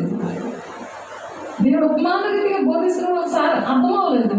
అర్థం అవ్వతే ఎవరు లేనప్పుడు వచ్చి శిష్యుల దగ్గర ఒంటరిగా వేసి ఉన్నప్పుడు వచ్చి ఆ ఉపమాన రీతిగా మాట్లాడుతున్నప్పుడు అర్థం పోతే మళ్ళీ అడిగి నేర్చుకున్నారు. అలాగే శిష్యులుగా ఉన్న మీరు కూడా మీకు అర్థమవుతున్నప్పుడు వచ్చి నాకు అడగాలి. కొన్ని అర్థమవుతాయి, కొన్ని అర్థమవు. కొంచెం అలాగా రిపీట్ వింటా ఉంటే వచ్చేస్తుంది. ఇప్పుడు నాకు హిందీ ఎలాగొచ్చింది చిన్నప్పుడు నుండి సేమ్ అలాగే హిందీలో పాటలు పాడడం, హిందీలో మాట్లాడడం, హిందీలో ఎక్కడైనా పరిచయం ఉంటే చేయడానికి అన్నీ కూడా దేవుడు అలాగే కృప చూపించారు. ఇప్పుడు ఉపమాన భాష మనకు అర్థమవుతే దేవుని రాజ్యాన్ని మనం వెళ్ళిపోతాం. అర్థమవుతే ఎల్లం దేవుడు చెప్పినా అర్థమవుతుంది, ప్రకటన గ్రంథం అర్థమవుతుంది. కాబట్టి అల్లరి చేస్తున్న వాళ్ళు దేవుని రాజ్యానికి వెళ్ళరు. అల్లరికి కర్త ఎవడు? సాధారణుడు. అల్లరి చేస్తున్నాడు అంటే అది అర్థమైతే సాధారణ దేవుని యొక్క మర్మాలు వెన్నెకుండా చేస్తున్నాడు అని అర్థం చేసుకోవాలి. సైలెంట్గా ఉండాలి, ఇది చూడాలి. కాబట్టి దేవుని యొక్క మర్మము మరి దావీదు కీర్తన గ్రంథంలోని ఏసేది దావీదుగా ఉపమాన రీతిలో ఉంది. అలాగే రాయి అని ఉంది, మరి గొర్రెపిల్ల అని ఉంది. అందుకని మనం కొలస్సీ పత్రికలో మనం నేర్చుకున్నాము. కొలస్సీ మళ్ళీ ఒకసారి చెప్తున్నాను, వినాలి, మీకోసం చదువుతున్నాను, వినాలి, ఇది చూడాలి. కొలస్సీ రాసిన పత్రిక, కొలస్సీ మీరు హృదయంలో ముద్రించుకోవాలి, రాసుకోవాలి. కొలస్సీ రాసిన పత్రిక 2వ అధ్యాయం. ఇవి చెప్పిన విషయాలే మళ్ళీ, ఎందుకంటే అలా చెప్తున్నప్పుడు హృదయంలో ముద్రించబడతాయి. అవి చదువుతున్నప్పుడు, అది ధ్యానిస్తున్నప్పుడు, అలాగే ఆ వాక్యం పట్టుకొని ప్రార్థన చేస్తున్నప్పుడు కూడా ఎవరైనా కనబడినప్పుడు దేవుడు ఎప్పుడైతే వాక్యం ఒంట్లో ఉంటుందో అటువంటి వారిని రక్షించడానికి దేవుడు వాడుకోవడానికి ఇష్టపడతాడు. అది అర్హమైన పాత్ర అని ఉంది వాక్యం. అర్హమైన పాత్రగా మనం ఉండాలంటే ఆ వాక్యం అనేది మనసులో, హృదయంలో ముద్రించబడితేనే అర్హమైన పాత్రగా మరి ప్రతి ఒక్కరు వాడబడగలరు. అలా వాడబడితేనే గైకులు వారు ధన్యులు అని ఉన్నారు కదా. చదువువాడు చదవాలి, వినాలి, దాన్ని గైకొనాలి, అంటే నడవాలి, నడిపించాలి. అనేక మందిని మనం వెళ్ళాలి, దేవుని రాజ్యంగా మనం కట్టబడాలి, అనేక మందిని దేవుని రాజ్యానికి తీసుకొని రావాలి. అంటే అదే సియోను అనమాట. సియోనులో పునాది రాయి నేనే అంటున్నాడు. వేసే రాయి కాదు కానీ ఆయన పునాది రాయి, అంటే మెయిన్ పర్సన్ అనమాట. కొలస్సీలు 2వ అధ్యాయము మీకోసం చదువుతున్నాను, చూడండి, బైబిల్ చూడండి. కొలస్సీలు 2వ అధ్యాయము 2-3 వచనాలు. నేను ఎంతగా పోరాడుచున్నానో మీరు తెలుసుకొని కోరుచున్నాను. వారు ప్రేమయందు అందుకబడి సంపూర్ణ గ్రహింపు యొక్క సకలేశ్వరము కలిగిన వారే, దేవుని మర్మమై ఉన్న క్రీస్తును స్పష్టంగా తెలుసుకున్న వారే తమ హృదయములలో ఆదరణ పొందవలనని వారందరి కొరకు పోరాడుచున్నాను. అందరి కోసం కూడా మనము మరి కొలస్సీ సంఘముకి మా పౌలు గారు చెప్తున్నారు, ఇది పోరాటం అన్నమాట. సుఖంగా అయిపోయేది కాదు, ఇది ఇరుగు మార్గం. దేవుని రాజ్యానికి వెళ్ళేది ఇరుగు మార్గం. ఆ ఇరుగు మార్గంలో కొంతమంది ప్రవేశిస్తారు, విన్నవాళ్ళు మాత్రమే. దానిని మర్మమే, దేవుని మర్మమై ఉన్న క్రీస్తుని. ఇప్పుడు దేవుని యొక్క మర్మాలు, కాబట్టి దేవుని రాజ్యం యొక్క మర్మాలు మనం నేర్చుకుంటున్నాం. అది ప్రకటన గ్రంథంలో ఉందని ప్రకటన గ్రంథం యొక్క పరిచయం నేర్చుకుంటున్నాం. కాబట్టి దేవుని మర్మమై ఉన్న క్రీస్తును స్పష్టంగా తెలుసుకున్న వారమే తమ హృదయములలో ఆదరణ పొందవలనని వారందరి కొరకు పోరాడుచున్నాము. బుద్ధి జ్ఞానములు సర్వ సంపదలు ఆయన గుప్తమై ఉన్నవి. ఆ వాక్యం నేర్చుకుంటానే ఆ గుప్తమైనది, ఆ వాక్య స్వరూపమైన దేవుడు వచ్చి మనకు నేర్పిస్తాడు. ఆ బుద్ధి జ్ఞానం ఎలాగ, నీ బుద్ధి ఎలా ఉంది, ఏంటి చూస్తున్నావు, ఏంటి చదువుతున్నావు, ఏది మాట్లాడుతున్నావు, ఏది వివరిస్తున్నావు, ఇతరులకి నీ వెలుగును ప్రకాశింపజేస్తున్నావా, మనసు కింద ముచ్చట మీద పెడుతున్నావా, దీపస్తంభం మీద ఉందా నీ సాక్ష్యం. దేవుడు ఎన్నో మేలు చేశాడు, ఎంత అద్భుతంగా పోషిస్తున్నాడు. మన ప్రాణం ఉన్నదంటే దేవుడు, ఆ ప్రాణం అంతా కూడా దేవుడు అలా కాచి కాపాడి మరి ఆయన రక్షించకపోతే ఈ ప్రాణము ఎలా ఉండదు. ఈ వాక్యాలు దేవుడు నేర్పించదు. కాబట్టి దేవుడికి ఎన్నో కృతజ్ఞతాస్తుతులు అనుక్షణం కూడా మనం చెల్లిస్తూ దేవుడికి కృతజ్ఞతగా ఉన్నప్పుడే దేవుడే నేర్పించాలి, కానీ ఇది మనుషులు నేర్పించేది కాదు. మనుషులు ఒకవేళ చెప్పినా అది దేవుడు లేకుండా అర్థం అవ్వదు, అది వివరించలేము, దాని ప్రకారము నడవలేము. యెషయా 28వ అధ్యాయము 16వ వచనంలో ప్రభువు యెహోవా ఈలాగ సెలవిచ్చుచున్నాడు, సీయోనులో పునాదిగా రాతిని వేసిన వాడను నేనే. అది పరిశోధింపబడిన రాయి, అమూల్యమైన తలరాయి, బహు స్థిరమైన పునాది అయిన మూలరాయి అయినది. విశ్వసించువాడు కలవరపడడు. ఆ పునాది రాయి దేవుని ఇల్లు కట్టడానికి ఒక పునాది రాయిగా యేసయ్య ఉన్నారు. అది దేవుడు ఉంటేనే మనకు వాక్యం అర్థమవుతుంది అని చెప్తున్నాం కదా. ఆ వాక్యం ద్వారానే దేవుని రాజ్యం కట్టబడతాయి. దేవుని రాజ్యం అంటే మనమే. ప్రకటన 1వ అధ్యాయం 6వ వచనంలో ఉంది. నిర్గమకాండము 16వ అధ్యాయం 5-6 వచనాల్లో ఉన్నది. అది నేను ఇన్ని సాచెప్తాను, మీ మనసులో ముద్రించబడాలని దేవుడు చెప్పిస్తున్నారు. అది నా నోట్లోని అది ఇంకిపోతుంది. అది ఎప్పుడైనా సరే, దేవా నీ రాజ్యంగా నేనున్నాను, నన్ను వాడుకో అని అడిగినప్పుడు అటువంటి ప్రజల దగ్గర తీసుకువెళ్ళి వాడుకుంటారు. మరి పౌలు గారు రోమా ప్రభుత్వానికి రోమేలు రాసిన పత్రికలో ఒక మాట చెప్తున్నారు. రోమేలుకి రాసిన పత్రిక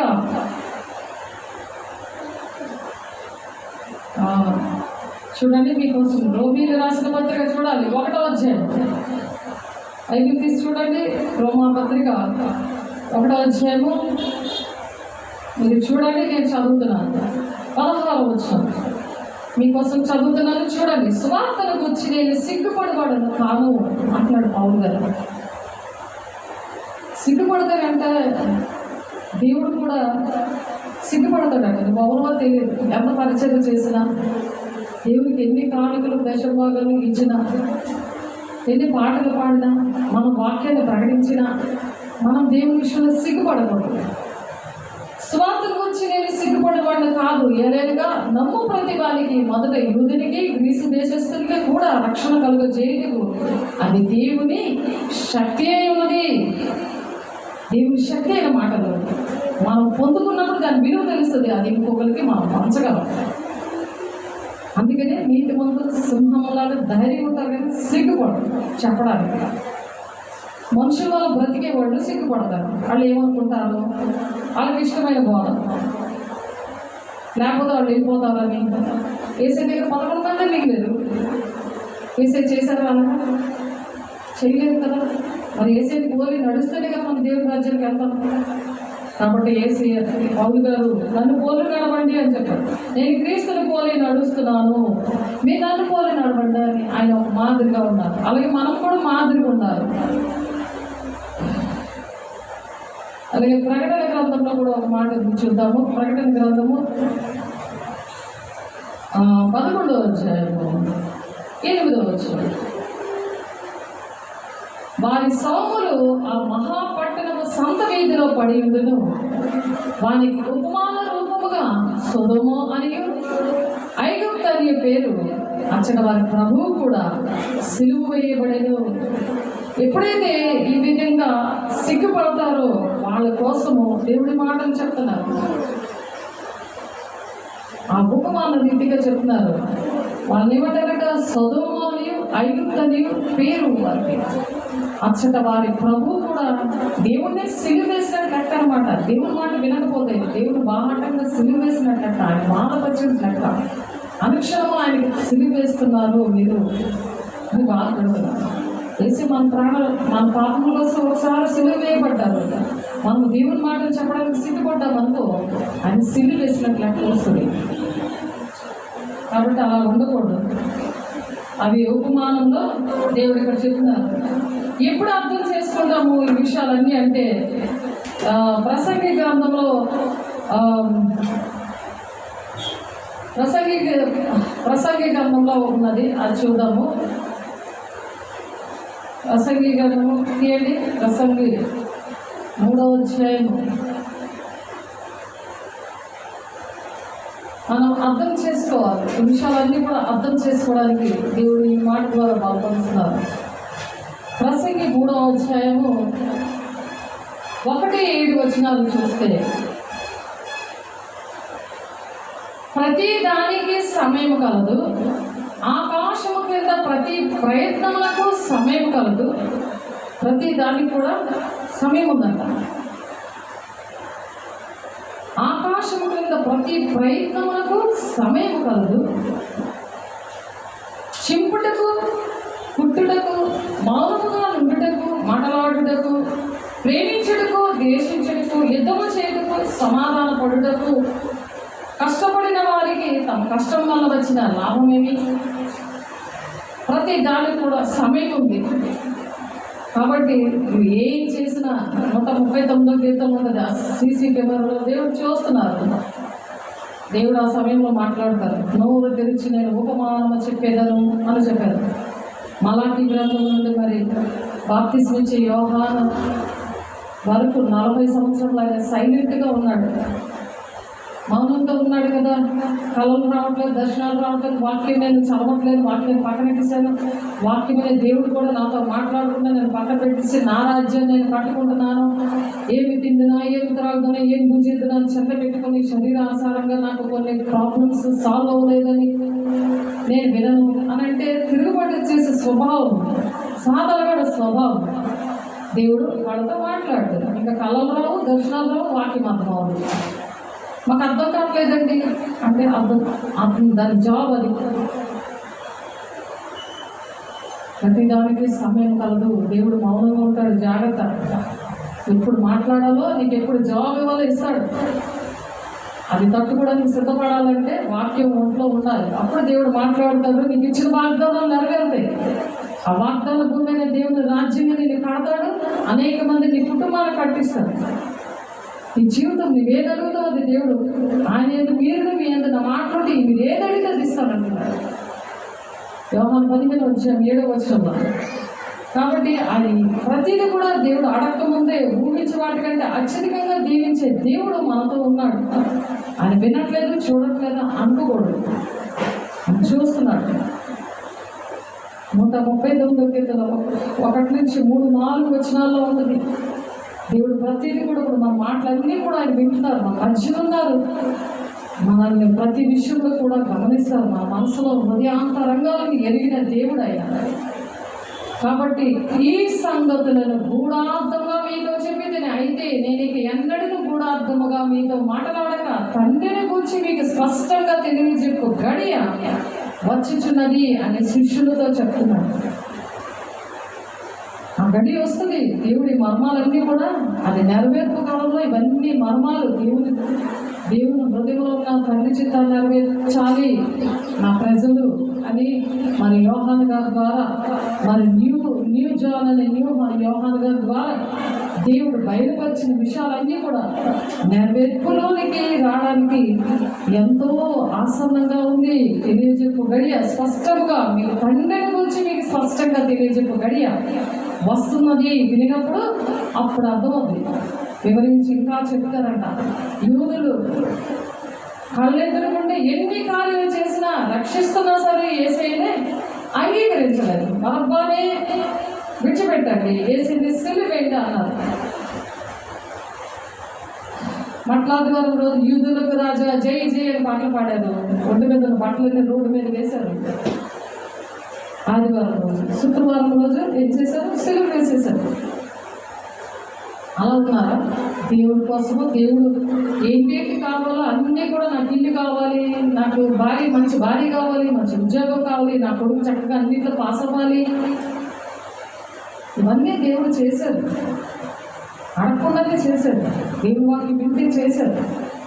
వాటి కోసం మనం ఆలోచించకూడదు. ఆయనకు తెలుసు, పర్లేదు తనకు తెలుసు మీకు ఏది కావాలో అంటున్నాడు ఆయన.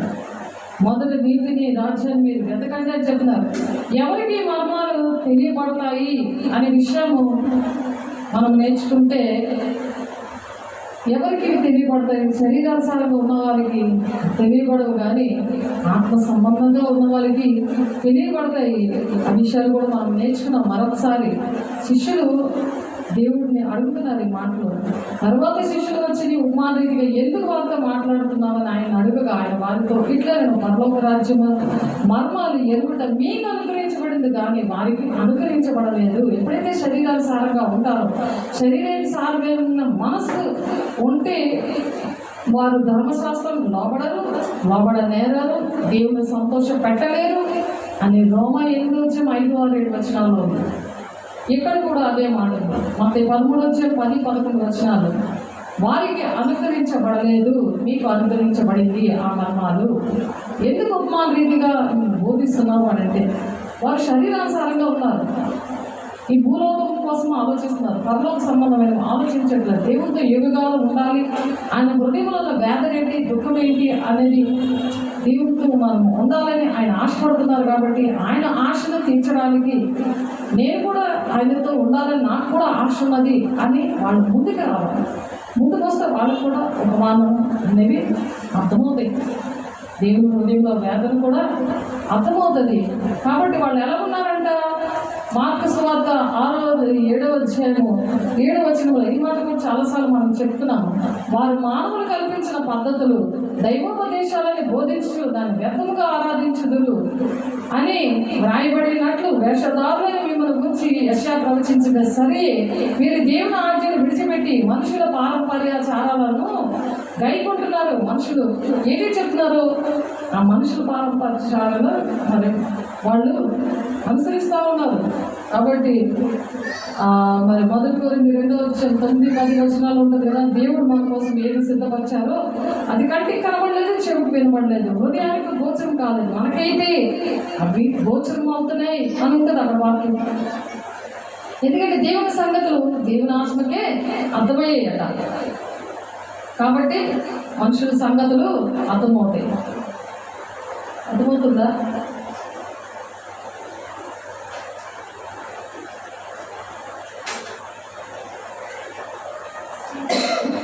యోహాను సువార్త మరి 14:23 చూస్తే, యోహాను సువార్త 14:23 యేసు ఒకడు నన్ను ప్రేమించిన ఎడల వాడు నా మాటలు గైకొనును, అప్పుడు నా తండ్రి వారిని ప్రేమించును, మేము వాని యొద్దకు వచ్చి వాని యొద్ద నివాసము చేతుము. దేవుడు వచ్చి నివాసం చేస్తారట. అర్థమైందా?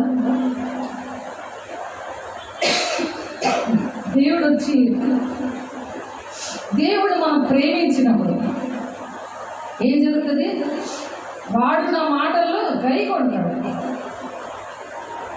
శరీరానుసారమైన నియమము ఏర్పడి చేయదు, ఆత్మానుసారమైన నియమము. వ్యక్తి మరణము నుండి ఎవరు విడిపించగలరని పౌలు ఏడుస్తూ ఉంటాడు. రోమా 8:2 జీవమిచ్చే ఆత్మీయ నియమము పాప మరణముల నియమం నుండి విడిపిస్తున్నాను. ఆ జీవమిచ్చే ఆత్మీయ నియమమే ఈ ప్రకటన గ్రంథం అన్నమాట. ఆయన నిబంధన, ఆయన ప్రామిస్, ఒక నిబంధన ప్రామిస్ చేశాడు ఆయన, నాతో మీరు యుగాలు ఉంటారని. వద్దా? అది కావాలన్నప్పుడు ఎంత కష్టపడాలి. ఏ నింద వచ్చినా నా నిమిత్తము జనులు మిమ్మల్ని హింసించి చెడ్డ మాటలల్లా పలుకున్నప్పుడు మీరు ధన్యులు, సంతోషించి ఆనందించండి. 19 ప్రసంగం చేస్తారు మత్తయి 5:1. పరలోకమందు మీ ఫలం అధికమగును. అంటే దేవుని రాజ్యము మన మంచిదే ఉంది, దేవునితో మనం యుగాలు జీవిస్తాము అనే పరిస్థితులు దేవుడిగా చెప్తున్నారు. కాబట్టి నన్ను ప్రేమింపని వాడు నా మాటలు గైకొనడు. మీరు వినుచున్న మాట నా మాట కాదు, నన్ను పంపిన తండ్రిదే. ఆ యేసయ్య తండ్రిని గురించి తండ్రి ఏం చెప్తారో యేసయ్య చెప్తున్నారు శిష్యులకి. నా మాటలు కాదు, తండ్రి మాటలు నేను కూడా చెప్తాను, మీరు కూడా అలాగే చెప్పాలి. సువార్త ఇవి నా మాటలు కాదు, నా తండ్రి మాటలు. నా తండ్రి నాకు నేర్పించారు ఈ మాటలు, నేను చెప్తున్నాను. మనుషుల మాటలు ఏం చెప్పలేదు. మనం దేవునికి మహిమకి రావాలి. మనుషులకు మహిమలు వస్తే వాళ్ళకి మంచిది కాదు. పురుగులు పట్టేస్తాయి ఉంది వాక్యం మొదలుగా. వాడు పురుగులు పట్టి చనిపోయాడు ఒక అతను, అలాగే బైబిల్లో. కాబట్టి దేవునికి మహిమ రావాలి కానీ మనుషులకు ఎవరికి కూడా మహిమ రాకూడదు. మరి 7 నక్షత్రాలు, 7 మరి దీపస్తంభములు మధ్య సంచరిస్తున్న వాడు చెప్పు సంగతులు ఏమనగా అని ఉంటుంది వాక్యం. ఆయన చెప్తున్నారు ఈ మాటలన్నీ కూడా.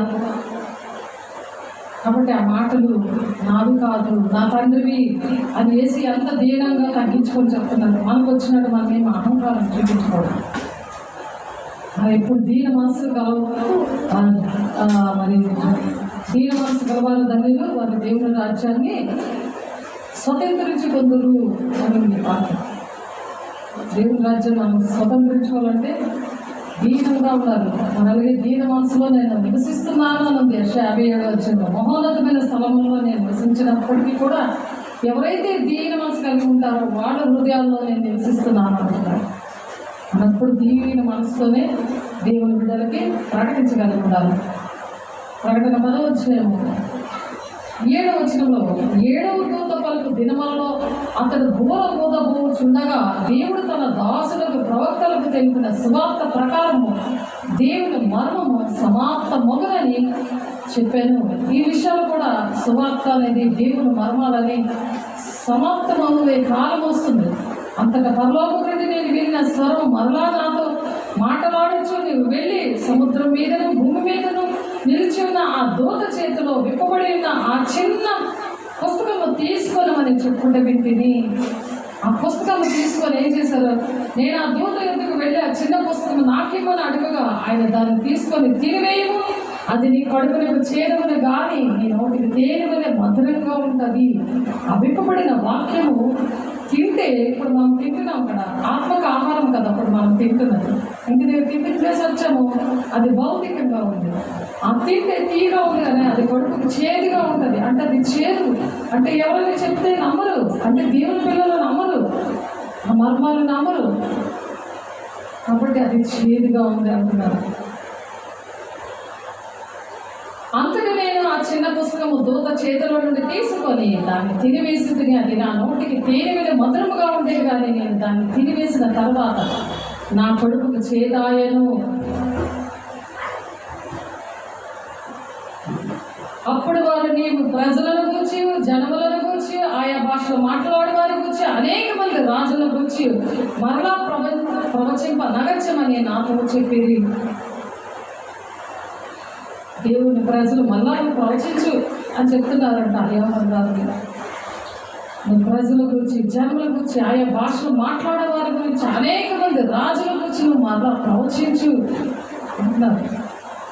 అది కడుపు చేదుగా ఉంది, ఇష్టపడదు దేవుని వాక్యం. తెలుసా? ఇష్టపడదు దేవుని మాటలు, ఇష్టపడదు. మీకు మంచి ఇల్లు కడతాను, మంచి పెళ్ళిలో ఉంది మీ పిల్లలకి, చాలా దీవించబడతారు, ఆశీర్వదించబడతారు అని శరీరానుసారమైన బోధ చెప్తే చాలా నచ్చుతుంది, లేకపోతే నచ్చదు. దేవుని రాజ్యం ఎప్పుడో వెళ్తాం కదా, ఇప్పుడు ఎందుకులే అని నచ్చదు. ఎందుకంటే ఎలా బ్రతుకుతాం, ఎప్పుడు కూడా ఏం తింటున్నా ఏం త్రాగుతున్నా ఆ చింత ఎందుకు ఉండదు తెలుసా? దేవుడు ఏం చెప్తున్నారు? నేను వాళ్ళు కూడా అడుగుతున్నాను, మేము మమ్మల్ని ఎవరు పోషిస్తారు, మమ్మల్ని ఎవరు పోషిస్తారు అని అడిగారు కదా. వాడికి ఏ సమాధానం చెప్పాలి? ఆకాశ పక్షులను చూడండి, అవి విత్తవు, కోయవు, కొట్లలో కూర్చోకొనవు, అయినను మీ పరలోక తండ్రి వాటిని పోషించుచున్నాడు, మీరు వాటికంటే బహుశ్రేష్ఠులు కారా? పక్షులు పోషిస్తున్నాడు కదా. అవి విత్తవు, కోయవు అంటే అవి ఏమైనా పంట వేస్తాయా? ఆ పంట కోస్తాయా? అవి ఏమైనా కొట్టులో ఏమైనా బాక్సులో కట్టాలి, ఏదైనా కొట్టులో కానీ కూర్చుకుంటాయా? కానీ దేవుడు వాళ్ళు పోషిస్తున్నాడు. అక్కడ స్టోరేజ్ చేసుకోడు కదా, మనం డబ్బాల్లోనే రైస్ అవన్నీ పెట్టుకుంటాం కదా, అలాగేం పెట్టుకో కదా, కానీ వాళ్ళని పోషిస్తున్నాడు. ఆకాశ పక్షులు చూడండి అంటున్నాడు, వాటికంటే మీరు శ్రేష్ఠులు కాదా, మిమ్మల్ని దేవుడు పోషించాడా అంటారు. అంటే 6వ అధ్యాయము 26వ వచనం బాగా గుర్తుపెట్టుకోండి. డబ్బులు గుర్తుపెట్టుకోవడం కాదు, డబ్బులు ఇలాంటి బాగా రాసుకుంటారు, లెక్క పెట్టుకుంటారు, అవి మనతో రావు అవి. కాబట్టి దేవుడు ఈ మాటలు ఎందుకు చెప్తున్నారంటే దేవునికి ఇష్టంగా నడవాలని, దేవుని చిత్తాన్ని నెరవేర్చాలని చెప్తున్నారు. అలాగే మన వెంట్రుకలు, తనలో ఉన్న వెంట్రుకలు కూడా మనకి ఆ లెక్కేదో తెలియదు. అది లోకాసు వార్త 12వ అధ్యాయం 6-7 వచనాల్లో ఉంటుంది. 32:6-32లో కూడా ఒక మాట ఉంటుంది. మత్తయి 6:32లో కూడా ఇవన్నీ మీకు కావాలని మీ పరలోకపు తండ్రికి తెలియను. మీకు ఏది కావాలో మీ పరలోకం తెలుసు, మీకు ఇస్తారు. ఎలా పోషించబడతావు, ఎలా జీవిస్తావు, చింత పెట్టుకోకు అంటున్నారు. అది మనం అలా నడవాలి. మామూలుగా చెప్పడం కాదు, వాక్యంలో ఉన్నది. ఇదిగో మత్తయి 26:6-26 ఉంది, 32 ఉంది. చూడండి అని చెప్పాలి. విద్య లేని పామలు అలాగే వాడబడ్డారు. ఆ విధంగా దేవుడు వాడబడాలని ఆశపడుతున్నారు. మన దేవుని యొక్క ప్రకటన గ్రంథం యొక్క సాక్షులు గుడారం అనమాట. రెవల్యూషన్ అండ్ టెబర్నకల్ అంటే ఈ సాక్షపు గుడారం అనేది మోషే గారి ద్వారా భూలోకంలో నిర్ణయించి దాని కొలతలతో సహా అంతా కూడా కట్టించారు. ఇప్పుడు మనం ఇవన్నీ పాటించి ఎక్కడికి వెళ్తాము? అతి పరిశుద్ధ స్థలంలో మనం నివసించాలని దేవుడు ఆశపడుతున్నాడు. అతి పరిశుద్ధ స్థలంలో బయట ఆవరణము కాళ్ళు కట్టుకోవడం అంటే వాక్యం ద్వారా మనము వినండి. బయట కాళ్ళు కట్టుకొని వస్తామా పరిశుద్ధంగా? అది వాక్యంతో మనం కడగబడాలి. పరిశుద్ధ స్థలం అది. అతి పరిశుద్ధ స్థలం అంటే దేవుడు నివసించే స్థలం. దేవుడి దగ్గర మనం నివసించాలి కదా. అప్పుడు ఇది కదా దేవుడు ఆశపడుతున్నారు. ఆయన మర్మమంతా మనం దేవుడి రాజ్యానికి వెళ్ళే మర్మమంతా నేర్చుకున్నాం కదా. ఎందుకు దేవుడు ఎక్కడ నివసిస్తాడు? అతి పరిశుద్ధ స్థలంలో దేవుడు నివసిస్తాడు. దాని ఛాయ అంతా కూడా మోషే గారి ద్వారా మోషే గారికి దేవుడు తెలియపరిచారు. అది ఛాయ అంటే అది నీడ వాడికి. రియల్గా మనం ఉండేది మనం నేర్చుకోవద్దా? ఎక్కడ ఉండాలి ఏంటనేది నేర్చుకోవద్దా? ఆ నేర్చుకోవాలంటే మనము ఆ పరిశుద్ధ జనంగా ఉండాలి. ఆ గుడారం అంటే అది భూమి మీదే ఉందని నిర్గమకాండము 25వ అధ్యాయంలో ఉంది. ఇష్టమేనా? అది ఎక్కడ ఉందో ఏంటో ఎక్కడ నివసిస్తానో ఇష్టంగా ఉందా? చెప్పాలా వద్దా? నిర్గమకాండంలో 25వ అధ్యాయం. నిర్గమకాండము 2 మాట చెప్తాను గురించి చేద్దాం. నిర్గమకాండము 25వ అధ్యాయం 8-9 వచనాలు. నేను వారిలో నివసించినట్లు, వారిలో అంటే మనలో, నేను అంటే దేవుడు, నేను వారిలో నివసించినట్లు వారు నాకు పరిశుద్ధ స్థలమును నిర్మింపవలెను. భూలోకంలో ఆయనకు ఒక స్థలము కావాలి. భూలోకానికి వస్తారని పరలోక ప్రార్థన చెప్పుకున్నాం కదా, అర్థమవుతుందా? ఆయనకు ఒక స్థలం కావాలి. కాబట్టి నేను వారిలో నివసించినట్లు వారు నాకు పరిశుద్ధ స్థలమును నిర్మింపవలెను. నేను నీకు కనపరచు విధముగా మందిరం యొక్క ఆ రూపమును దాని ఉపకరణములన్నీ రూపమును నిర్మింపవలెను అని చెప్తున్నారు. అలాగా నిర్మించాలట. దేవుడు ఆత్మీయ ప్రపంచంలో ఉండాలని ఆయన ఇష్టపడట్లేదు. అంటే పైన పరలోక రాజ్యంలో ఉండాలని ఇష్టపడట్లేదు. భూలోకంలో దేవుడి పిల్లల దగ్గరికి, నా ప్రజలు, నేను అక్కడికి రావాలి. కాబట్టి నాకు ప్లేస్ కావాలి. ఆ పరిశుద్ధ స్థలం కోసం దేవుడు ఆశపడుతున్నారు. భూలోకంలో ఉండాలని ప్రజలతో ఆయన అంత్యకాలంలో మరి అది నిర్మించాలని ఆశపడుతున్నారు. ఇప్పుడు మనం అంత్యకాలంలో ఉన్నాం కాబట్టి దేవుడు తన రాజ్యానికి దిగి వస్తుంది, ప్రజలతో నివసించాలని ఆశపడుతున్నారు. మరి ఆ విధంగా దేవుని చిత్తం ఎలా బయలుపరుస్తారంటే, ఇందాక మనం చదివాము హోషేయ 10వ అధ్యాయము. మరొకసారి చదువుకుందాము, మళ్ళా మీకు జ్ఞాపకం చేయాలని. హోషేయ 10వ అధ్యాయం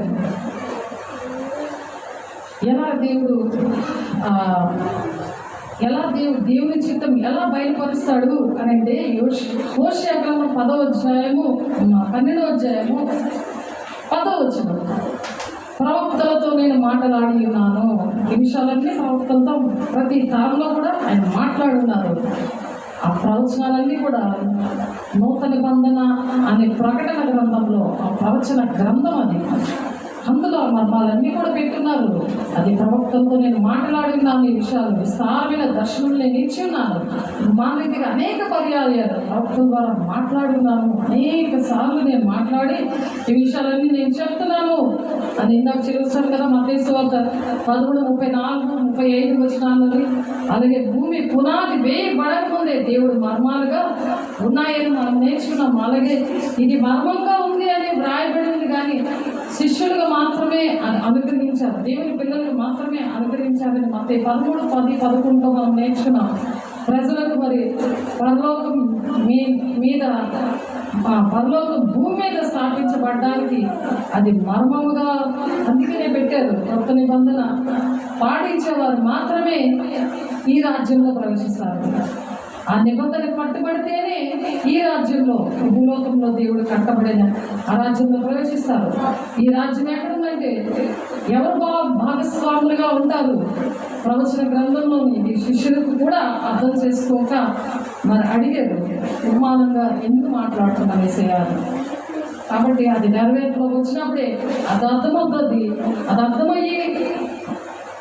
అర్థమవుతాక మనం అర్థం చేసుకోవడం కన్నా చెప్తున్నది దేవుడు చెప్తున్నారు కాబట్టి ప్రతిదీ కూడా విని నమ్మాలి, విశ్వసించాలి. భూమి మీద జరిగే ప్రతి సంఘటన కూడా దేవుడు నిర్ణయించే కాలంలోనే మరి జరుగుతుంది అనమాట. ఒక నిర్ణయ కాలం ఉందని మనం నేర్చుకున్నాం కదా కొలస్సీ పద్ధతిలో. ఆ నిర్ణయ కాలంలో అది జరుగుతుంది. కొలస్సీ 2:3 వచనాలు నేర్చుకున్న ఆ నిర్ణయ కాలంలో జరుగుతుంది. ప్రతి దానికి కూడా మరి సమయం ఉంది కాబట్టి మరి దేవుడు ఆ విధంగా ఆ ఉపమాన రీతిలో దేవుడు మాట్లాడుతున్నారు. కాబట్టి యోహాను 1:29 గొర్రె పిల్లగా అలాగా ఉపమానంగా ఉన్నారు. ఆ విధంగా ఉపమానాలన్నీ కూడా దేవుడు మనం అర్థం చేసుకోవాలి. మరి యెషయా 28:16 కూడా మనం చదువుకున్నాం. మరి 1 పేతురు 2:4-6 దేవుని దృష్టిలో అమూల్యమైన రాయిగా ఉపమానంగా దేవుడు ఆ రాయి నమ్మడు, కానీ యేసయ్యని నమ్మాలి. ఉపమానాలు ఉన్నవి ఏంటంటే పోల్చి చెప్పడం. ఈ అమ్మాయి ఎలా ఉంటుంది, ఒక అమ్మాయి ఉన్నది అనుకో, అమ్మాయి ఎలా ఉంటుంది, చాలా గులాబీలాగా రోజ్ కలర్లో ఉంటుంది. అమ్మాయి గులాబీ పుల్లా ఉంటుంది, లేకపోతే సమాజ మొగ్గలా ఉంటుంది అని చెప్తారు కదా. అలాగే ఈ రాయి అనేది దేవుడిని పోల్చి చెప్తున్నారు. అలాగా యేసయ్య ఆ రాయి విషయము మనం నమ్మడం కాదు, మరి దేవుడు అలాగా అనాది రాయిగా ఆయన్ని బట్టి మనం వెళ్తామని, ఆయన మార్గం సత్యం జీవం అని ఆ విధంగా మనం నమ్మాలి. మరి ప్రకటన గ్రంథం 1:20 7 నక్షత్రాలు 7 స్తంభాల యొక్క మర్మం కూడా అక్కడ ఉంది. 7 నక్షత్రాలు అంటే 7 దూతలు, మరి 7 సంఘాలు, 7 స్తంభాలు అంటే 7 సంఘాలు అని సూచిస్తుంది. మరి ఇథియోపియా ఆ రంగు సంకట కోసం కూడా మనం నిన్న చెప్పుకున్నాము, శుక్రవారం కూడా చెప్పుకున్నాము, ఆయన ఇప్పుడు కూడా మనం చెప్పుకున్నాము. మరి సంఘములతో ఆత్మ చెప్పుచున్న వాడు చెవిగలవాడు వినుడుగా, కానీ ఎఫెసీ, స్ఫూర్ణ, ఈ సంఘాలన్నీ ఉన్నాయి. ఈ సంఘాలు భౌతికంగా చెప్తున్నారు దేవుడు, కానీ ఆత్మీయమైన సంఘములు అనేవి భౌతికంగా దేవుడి గురించి స్థాపించే సంఘాలు ఉన్నాయి. అవి ఉపమానంగా ఉన్నాయి. అవి ప్రకటన 2:3 ఉన్న పేరు పెట్టి చెప్తున్న ఆ సంఘాలన్నీ కూడా అది ఒక ఉపమానంగా ఉంది. కానీ దేవుడి రాజ్యంగా మరి స్థాపించే సంఘాలు మరి ఉన్నాయి. అవి దేవుని బిడ్డలుగా మనం రాజ్యంగా ఉండి అటువంటి సంఘాలు, ఆదిమ సంఘాలు కట్టేవారిగా ఉండాలని దేవుడు ఈ విషయాలన్నీ కూడా మనకు చెప్తున్నారు. ఇది 7వ గుర్రం రోగించినప్పుడు అని ఉంది. ప్రకటన 10:7 ఈ సువర్ణ దీపార్తి మరి ప్రత్యక్ష గుడారంలో ఉండేదన్నమాట. అది ఆ ధూపం అనేది, ఆ ధూపార్తి అనేది అది వేసినప్పుడు అందులోనికి ఆ ధూపంలోని దేవుడు సన్నిధి, దేవుడు అక్కడ మనకు ప్రత్యక్షం అవుతారన్నమాట. ఆ ధూపం అనేది ఆ ధూప వేదికగా మనం ఆ విధంగా ఉండాలి. దేవుని మన ప్రార్థనలు అవన్నీ దేవుడి స్థలం కొరకు, మరి పరిశుద్ధ స్థలము అనేది దేవుడికి అవసరమైంది. అది దేవుని ఆలయంగా మనం ఉండాలి. పరిశుద్ధాత్మ దేవుడి వల్లే దేవుడు మరి అక్కడ అదే ఆ స్థలం విషయంలో దేవుడు పరిశుద్ధాత్మ ద్వారానే పనిచేస్తాడనమాట. ఆ స్థలము విషయంలో దేవుడు మోషేని గుడారాన్ని నిర్మించుకున్నాడు, కానీ మరి పాపం ఉంటే దేవుడు అక్కడికి రాలేడు. దేహం అనే దేవుని ఆలయంలోకి పాపం ఉంటే రాలేడు. కాబట్టి పరిశుద్ధ స్థలం అనే అతి పరిశుద్ధ స్థలంలోనికి వెళ్ళడానికి ఆ ప్రార్థననే ధూపం కలిగి ఆ ధూపాగ్ని తోటి మనం ఉన్నప్పుడు దేవుడు మనతో మాట్లాడతారు. ఇవన్నీ విషయాలు చిగురించిన అహరోను కర్ర ఉన్నది అక్కడ, మరి మన్నా కలిగిన మరి బంగారు పాత్ర ఉన్నది, పదార్థాలు ఉన్నాయి, రాతి పలకలు ఉన్నాయి. ఇవి మూడు కూడా మరి అక్కడ అతి పరిశుద్ధ స్థలంలో ఉంది. మోషే గారు మాత్రమే అక్కడికి వెళ్ళేవారు. కాబట్టి అది భౌతికంగా ఉంటుంది. ఇప్పుడు ఇది ఆత్మీయంగా దేవుడు అది ఒక ఛాయగా ఉంది, కానీ ఇప్పుడు రియల్గా దేవుని రాజ్యాన్ని కట్టడానికి దేవుడు మరి ఆశపడతారు. అది ఇదంతా కూడా మోషే గారికి పాత నిబంధనలో చెప్పారు. ఇప్పుడు నూతన ప్రవచన గ్రంథం ద్వారా దేవుని రాజ్యం అనే మర్మాలు ఈ విధంగా చెప్తున్నారు. హెబ్రీయులకు రాసిన పత్రిక 8వ అధ్యాయము 5వ వచనం చూద్దాము. హెబ్రీయులకు రాసిన పత్రిక 8వ అధ్యాయము చూడాలి మీరు. హెబ్రీయులకు రాసిన పత్రిక 8వ అధ్యాయము 5వ వచనం మీకోసం చదువుతున్నాను చూడండి. మోషే గుడారము అమర్చబోయినప్పుడు కొండ మీద నీకు చూపబడిన మాదిరి చొప్పున సమస్తము చేయబడుటకు జాగ్రత్త పడుము అని దేవుని చేత హెచ్చరింపబడిన ప్రకారము ఈ యాజకులు పరలోక సంబంధము వస్తువుల ఛాయ రూపకమైన గుడారునందు సేవ చేయుదురు. ఈ విధంగా దేవుడు చెప్పున్నారు. అది రియల్గా మరి జరుగుతుంది అన్నమాట. ఆ నెరవేర్పు అనేది జరుగుతుంది.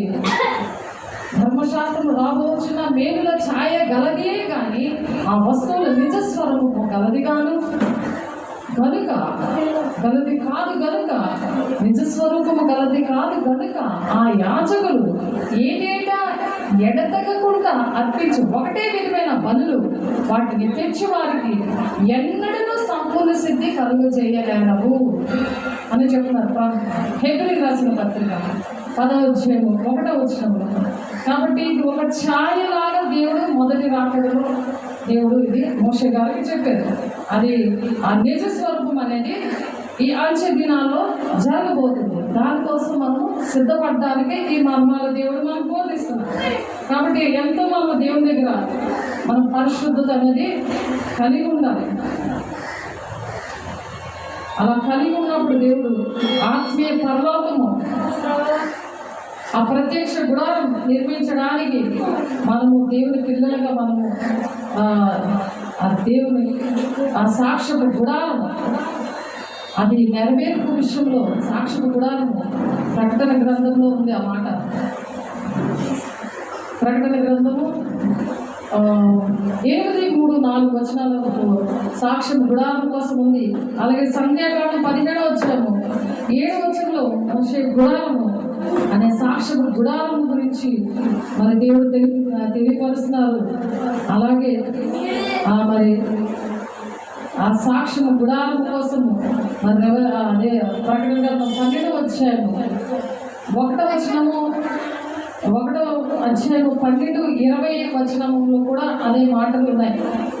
ప్రకటన గ్రంథము 1వ అధ్యాయము 12 ఇది వినగా నాతో మాట్లాడుచున్న స్వరమేమిటో అని చూడతిరిగి ఓల్డ్ టెస్టిమెంట్లో మోషే గారితో ఏం చెప్పారో అది యోహాను గారి ద్వారా నెరవేర్చబడింది. ఇది వినగా నాతో మాట్లాడుచున్న స్వరమేమిటని చూడతిరిగి అని 12వ వచనంలో, అలాగే 20వ వచనంలో ఉంది ఏంటంటే అనగా నా కుడి చేతిలో నీవు చూసిన 7 నక్షత్రముల గురించిన మర్మమును ఆ 7 సువర్ణ దీపముల స్తంభముల సంగతి వ్రాయము. ఆ 7 స్తంభములు 7 సంఘములకు దూతలు, ఆ 7 నక్షత్రములు 7 సంఘములకు దూతలు అని చెప్తున్నారు. ఇప్పుడు దేవునికి ఇష్టమైన సంఘము, దేవుని పిల్లలు కట్టబడిన రాజ్యం అనేది ద్వారా అతి పరిశుద్ధ స్థలములో దేవుడు యుగాలు మనతో ఉండడానికి ఈ మాటలు చెప్తున్నారు. అర్థమవుతుందా? అటు తర్వాత నేను చూడగా సాక్ష్యం కూడా సంబంధమైన ఆలయం పరలోకమందు తెరవబడెను. ప్రభువా నీవు మాత్రము పవిత్రుడు, నీకు భయపడిన వాడెవడు, నీ నామము మహిమపరచిన వాడెవడు, నీ న్యాయ విధులను ప్రత్యక్షపరచబడిన మీ గనుక జనములందరూ వచ్చి నీ చేసేదరని చెప్పుచు దేవుని దాసుడు మోషే కీర్తనయు గొర్రెపిల్ల కీర్తనయు పాడుచున్నారు. ఇది నెరవేర్పులోనికి వస్తుందన్నమాట. దేవుడు నెరవేర్పులోనికి వస్తుంది. ఎందుకు ఈ గుడారం ఇలా చూపిస్తున్నారంటే అందులో మన పాత్ర అనేది ఉంది. మన పాత్ర అంటే మనము కూడా అందులో నివసిస్తాం. అందుకనే యోహాను గారి ద్వారా ఈ దర్శనం నెరవేర్పు ఇలా జరుగుతుంది అని చెప్పి దేవుడు అక్కడ బోధ చేస్తున్నారు. మనము అక్కడికి వెళ్ళాలని, మరి గల్లియా నుండి మరి ఐగుప్తుకి వెళ్ళి రక్షకుడు పంపిన దేవుణ్ణి చూడడానికి ఎలాగైతే అక్కడ ప్రజలు మరి అలాగా నెరవేరిందో ఓల్డ్ టెస్టిమెంట్లో, మరి న్యూ టెస్టిమెంట్లో కూడా ఈ ప్రవచనంలో ఇక్కడ యోహాను గారి దర్శనం ద్వారా ప్రభువా నీవు మాత్రమే పవిత్రుడు, నీకు భయపడిన వాడెవడు, నీ నామం మహిమపరిచిన వాడెవడు, నీ న్యాయ విధులు ప్రత్యక్షపరచబడినవి కనుక జనములందరూ వచ్చి నీ సన్నిధిని నమస్కారం చేస్తారు. ఆ జన్మల్లో మన పాత్ర ఉంది. అందుకని మనం ఇవి నేర్చుకోవాలి. నీళ్ళున్న తొట్టులో చేతులు కాళ్ళు మనం కడుక్కోవాలి.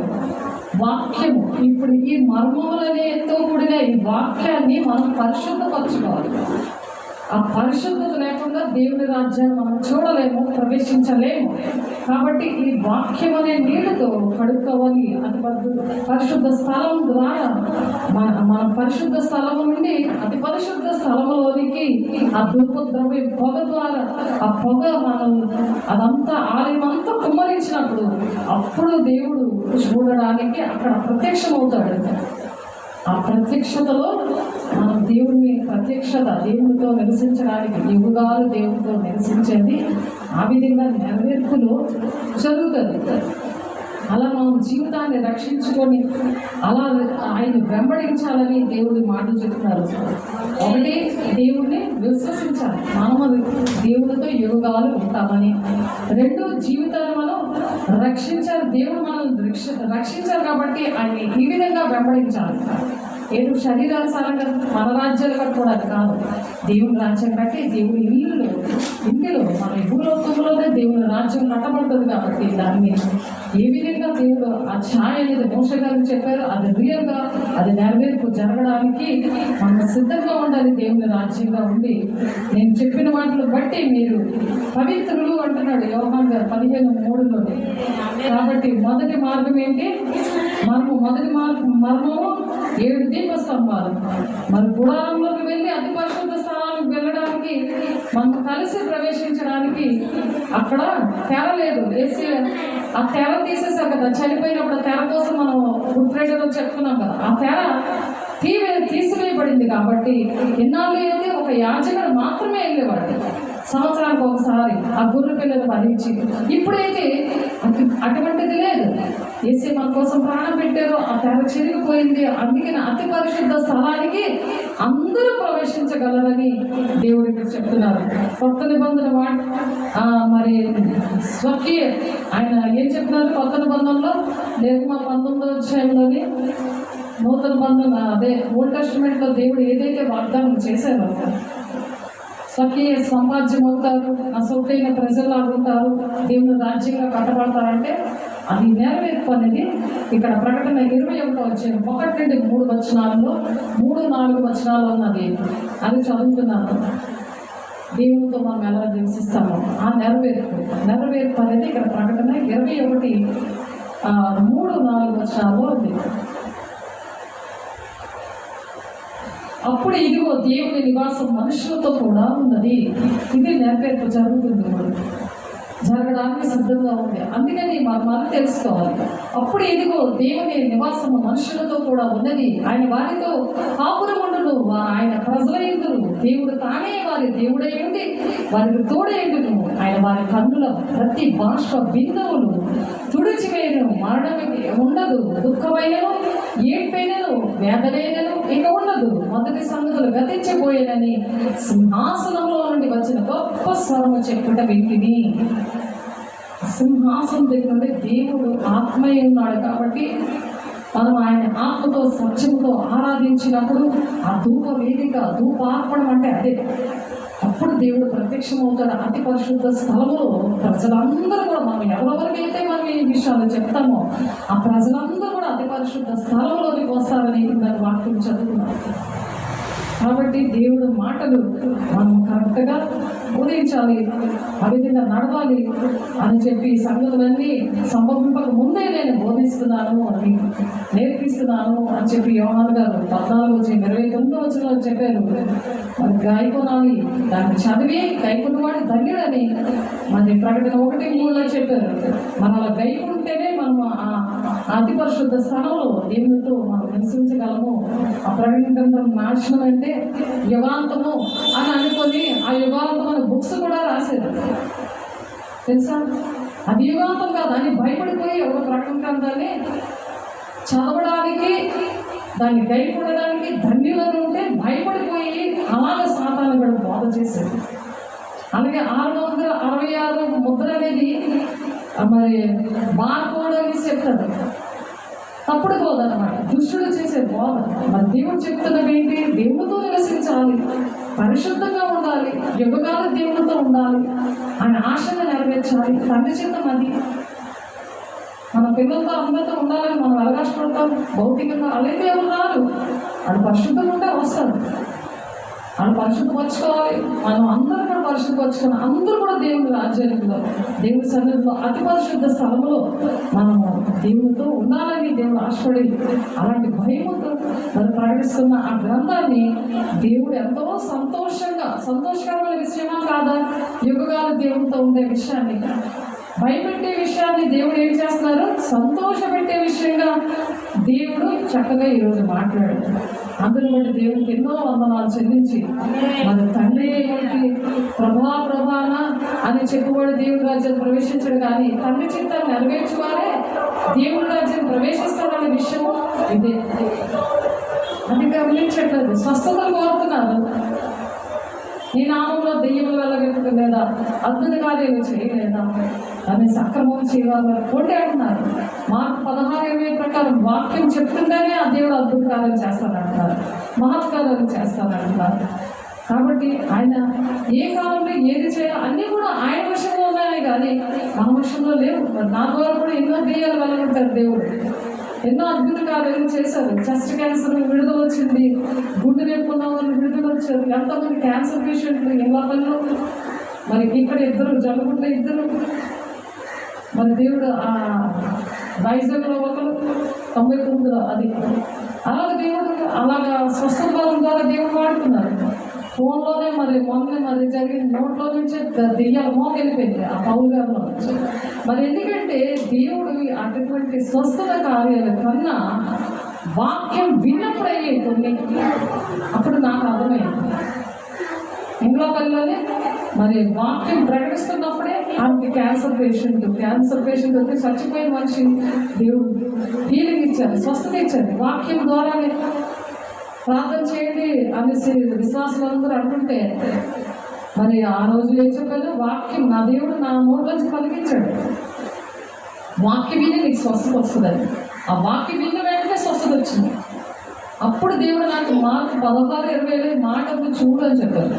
కాబట్టి వాక్యమే బ్రతికిస్తుంది, దేవుని రాజ్యానికి తీసుకెళ్తాడు. నీ పర్లంతా తెలుసు, నీకు ఏది కావాలి అని మత్తయి 6:33-31 కాబట్టి ఆ విధంగా మనం దేవుడు ఆ విధంగా మనం నడిపిస్తున్నారు. దేని గురించి చింతపడకద్దు, ప్రతి విషయం ప్రార్థన విజ్ఞాపనం చేసి మన విన్నపాలను తెలియచేయమైనా ఉంది. అక్కడ ఫిలిప్పీ 4:6 అప్పుడు మన హృదయములకి, మన తలంపులకి కాపుదల ఉంటుందని 7 కాబట్టి దేని గురించి మనం చింతపడే పనే లేదు. దేవుడు చెప్తున్నాడంటే అతి పరిశుద్ధ స్థలంలో మనం అందరం ఉండాలని దేవుడి మాట చెప్తారు. ఇదే దేవుని రాజ్యం గురించి. మనము ప్రత్యక్ష గుడారంలో ఏ విధంగా నివసిస్తాము యుగగాలు అనే విషయాలు దేవుడు నేర్పించారు. దేవుడి మాటలు దీవించిన గాక ప్రార్థన చేసుకున్నాను. పరిశుద్ధుడా, ప్రేమ గల దేవ, అభిషేక్తుడా నాయన, అయ్యా మీరు నేర్పించిన మాటలు బట్టి మీ స్తోత్రాలు. ఈ మాటలు వింటున్న ప్రతి ఒక్క బిడ్డలో నూరంతలుగా ఫలవంతంగా నాయన అయ్యా నీ వాక్యం దయచేయండి ప్రభు. నూరంతలుగా ఫలించి నా తండ్రి అభివృద్ధి చెంది భూమిని నిండించమని మన ఆదికాండం 1:28 చెప్పినట్లుగా మీరు అట్టి విధంగా దీవించి ఆశీర్వదించి మమ్మల్ని పంపిస్తున్నందుకు ప్రతి ఒక్క బిడ్డని కూడా నాయన మరి ప్రత్యక్ష గుడారంలో ప్రవేశించడానికి నాయన అటువంటి పరిశుద్ధత కలిగిన వాక్యాన్ని అంగీకరించడానికి మీరు నూరంతలుగా వాక్యాన్ని ఫలింపు దయచేసి వాక్యమే మిమ్మల్ని బ్రతికిస్తుందని చెప్పినావు. ఆ వాక్యం అనే దేవుడిని కలిగిన శిష్యులుగా మేము ఉండడానికి నీ వార్తను ప్రకటించే బిడ్డలుగా నీ ప్రణాళిక నెరవేర్చే బిడ్డలుగా మమ్మల్ని ఆశీర్వదిస్తున్నందుకు వింటున్న ప్రతి ఒక్క బిడ్డను కూడా అట్టి విధంగా ఆశీర్వదించి పంపిస్తున్నందుకు ఆటంకపరుస్తున్న ప్రతి దురాత్మ శక్తులారా యేసు నామములో లయపరుస్తున్న నజరేయుడైన యేసు నామములో నీ మహిమగల నామములో శక్తి గల నామంలో నీ ప్రేమ గల నామంలో నీ మహిమతో మమ్మల్ని నింపి నీ అభిషేకంతో నింపి నీ వార్తను ప్రకటించే బిడ్డలుగా మమ్మల్ని అభిషేకించి పంపిస్తున్నారు. నీ వాక్యం సర్వాంగ కవచములతో మమ్మల్ని నాయన మీరు వాడుకొని మహిమ ఘనత ప్రభావం మీరొక్కరే పొందుకుంటున్నందుకు వందనాలు స్తోత్రాలు చెల్లిస్తూ యేసే పరిశుద్ధ నామంలో బ్రతిమలాడి వేడుకుంటున్నాం తండ్రి. ఆమేన్. తండ్రి యొక్క దేవుని కుమారి యొక్క కృప పరిశుద్ధాత్మ యొక్క నిత్య సహవాసం యుగాలు తండ్రి ఎవరైతే ఈ వాక్యాన్ని గాయకుంటున్నారో సర్వలోక పరిశుద్ధులకి మరి వింటున్న ప్రతి ఒక్క బిడ్డకి ప్రభు ఆత్మీయ బిడ్డలకి ఈ శిష్యులుగా పనిచేయడానికి ఆశపడుతున్న బిడ్డలు అయా మీ తోడేది సదాకాలము నడిపించిన గాక. ఆమేన్. దేవుని నామమున వందనాలు. God bless you.